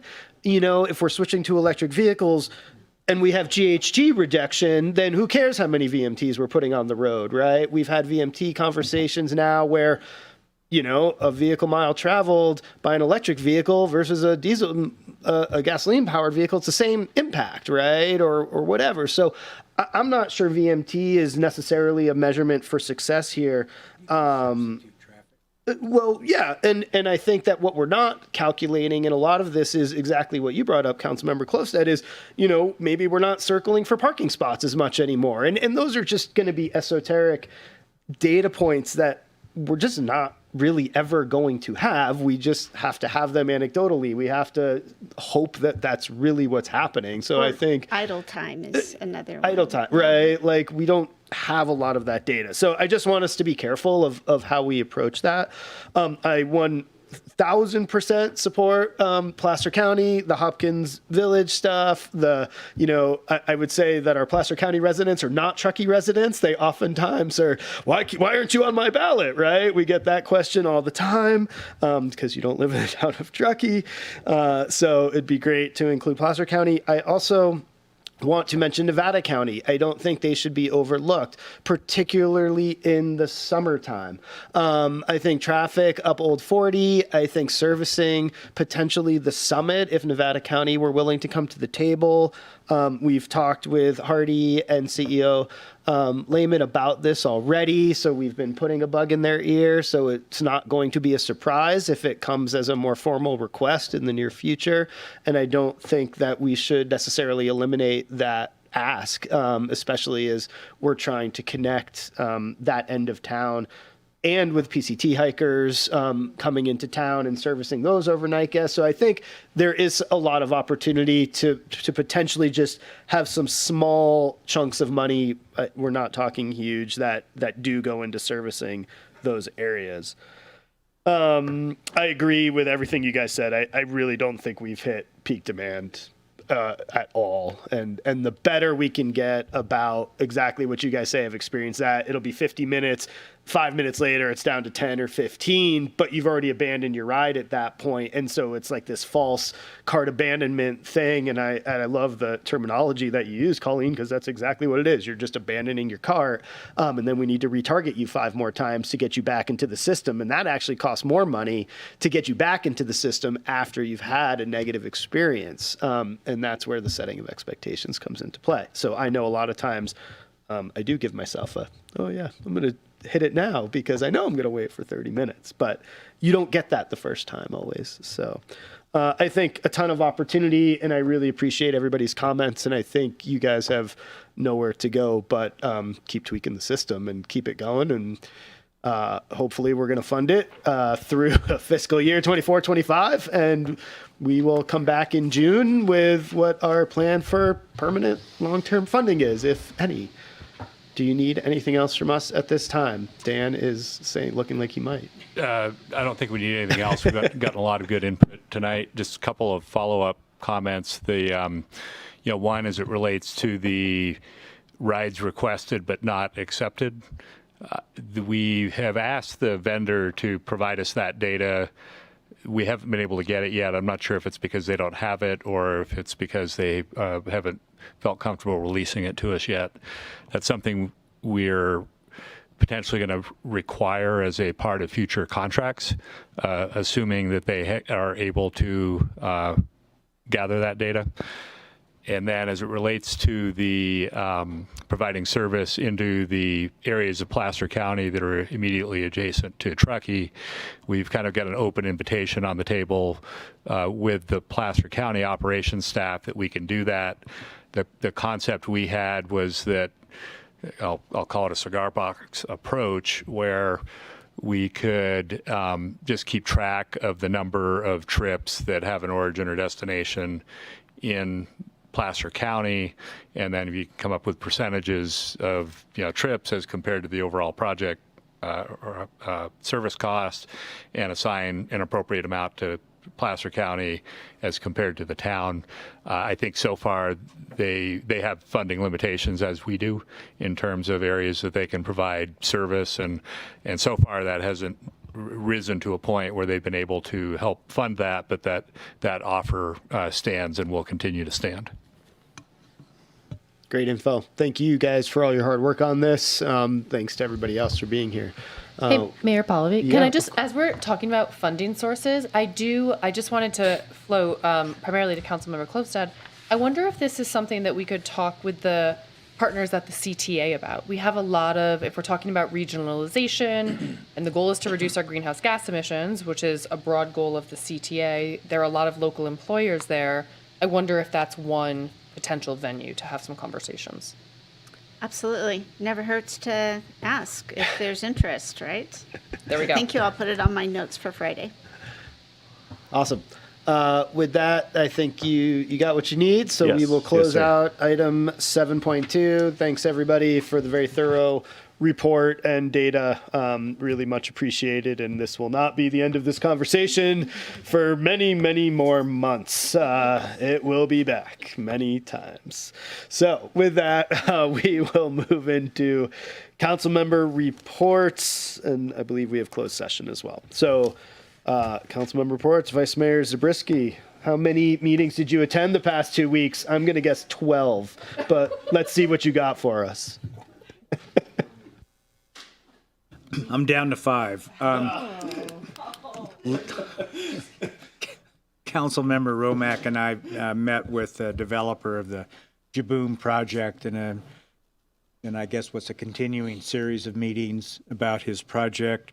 There was a meeting in the Truckee River Watershed Basin Group where the Fish and Wildlife for the state, the biologist for Fish and Wildlife, reported on fishing use on the Truckee River from the town down to state line. Essentially, it's a heritage fishing area. It's virtually all fly fishermen, and it is a major source. Well, it's a source of revenue for the town, and it gets heavy use, and there's great satisfaction among the fishermen participating in the survey. We had a river revitalization steering committee meeting. We brought in 3 new members, Javier Diaz, Rolf Godon, and Corey Caldwell. Thank you, Corey Caldwell from TDMA, their new director. And then we spent time talking about expanding outreach, and then an interesting note presented to us in a report from Hydrologics on the river is that just by the nature of the geology. So all of our geology majors would be interested in hearing this. Essentially, how our riparian habitat is largely formed by the glacial outflows, the ice dams breaking during the Pleistocene. It's a narrow canyon. The natural floodplains actually cover a very small area. And now that everything's regulated, there's no replenishment of the rocks and sediment. It's more of an eroding area, and what historical or ancient floodplains we have are elevated. And so if we want to restore them, we're going to have to excavate them. Oh, okay. So that was river revitalizations, a Firewise meeting for Prosser Lakeview, which was mostly about preparation for the summer. And then finally at Truckee North Tahoe Transportation Management Association meeting included a presentation on the summer construction season. Construction continues, repairs on Highway 80 above and below us. A couple bridges being repaired and restored, so there'll be delays there. It'll just be another typical summer for us on road construction. There, Alfred made a presentation on the bicycle program for this summer. Southwest Gas is working on an expanded pipeline on the North Shore, and that's it. So just 5 meetings. And a geology lesson, so that's okay. Councilmember Henderson. Okay, thank you. I'm going to go back just a little bit because I was absent from the last meeting. So I did attend the Policymakers Conference over, 3 or 4 days. It was really incredible, tons of lessons learned. I feel like we do need to debrief for those of us who went there. We've done that in the past, and I think that that's just been helpful, just to take other lessons, different places, and see what could work here.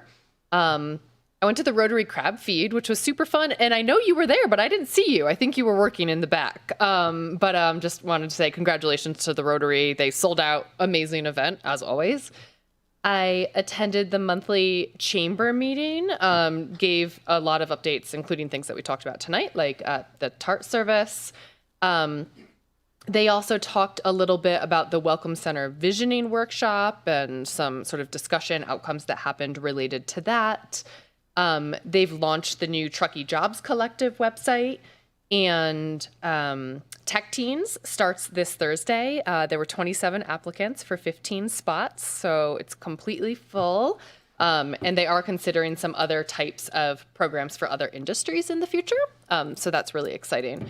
So, and I also just wanted to flag upcoming, so I just mentioned Tech Teens, that starts this Thursday. This Friday, there's the Climate Transformation Alliance.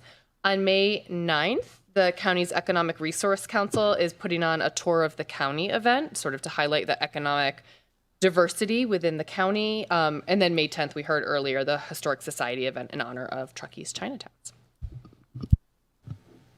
Thank you.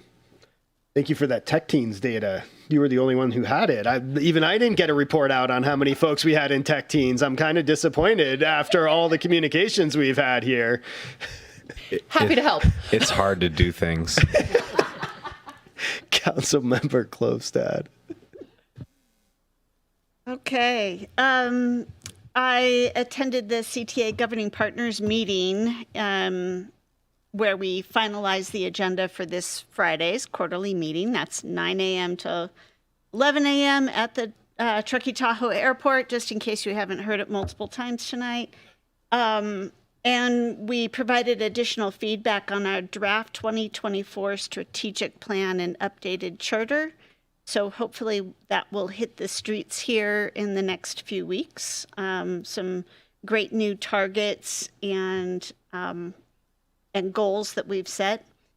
I had some conversations with a few community members about our new logo, and attended the Truckee Climate Hub social gathering at the Lift, where they too were kind of doing a strategic planning session, and I'm really excited to see what they have on the horizon and the more additional activities that they plan to offer our community of people that are interested in Truckee's climate and climate mitigation, climate adaptation met with Jerry Blackwell of the Museum of Truckee History. Very informative, as was his presentation tonight. Attended the Chambers Mixer at JK Architecture and Engineering, just across the street here. That was fun. And then I was invited to attend the White House Council on Environmental Quality, which was really very interesting. So Ariel and from the county and I attended that. It was virtual. We're still kind of comparing notes, and I think you'll see a lot of that come out in our in the Nevada County Sustainability Summit that's scheduled again for this September. And of course, we're all in the Truckee Polly's practices. So, got to give that a plug. That's end of April. Have they sold out already? Does anybody know? On day one, it was almost sold out. So, okay. All right, I'll jump in. Council member, Vice Mayor Zabriskie, thank you. Covered a lot of the meetings that I attended with him, including the Jaboom Street project, the TMA meeting. And as he mentioned, there was a presentation on a lot of the road construction and talking about Interstate 80. Again, they're still doing the emergency work they started last summer from the past winter, as well as a lot of the bridge repairs. So, they did say when everything's in full effect, there could be delays of up to 2 hours throughout if you're going from, Colfax to Reno. But just for everybody to be prepared that, again, we will see traffic on Interstate 80. The River Revitalization Steering Committee last week, thanks to Dan for sharing a lot of the coffee talks and taco talks that are coming up, but would encourage community members who want to learn more about River Revitalization Steering Committee and share your feedback on what you think the vision for this project should be to attend. Again, the first one's Thursday at Wild Cherries. Then there's going to be more coming up. Go to our website.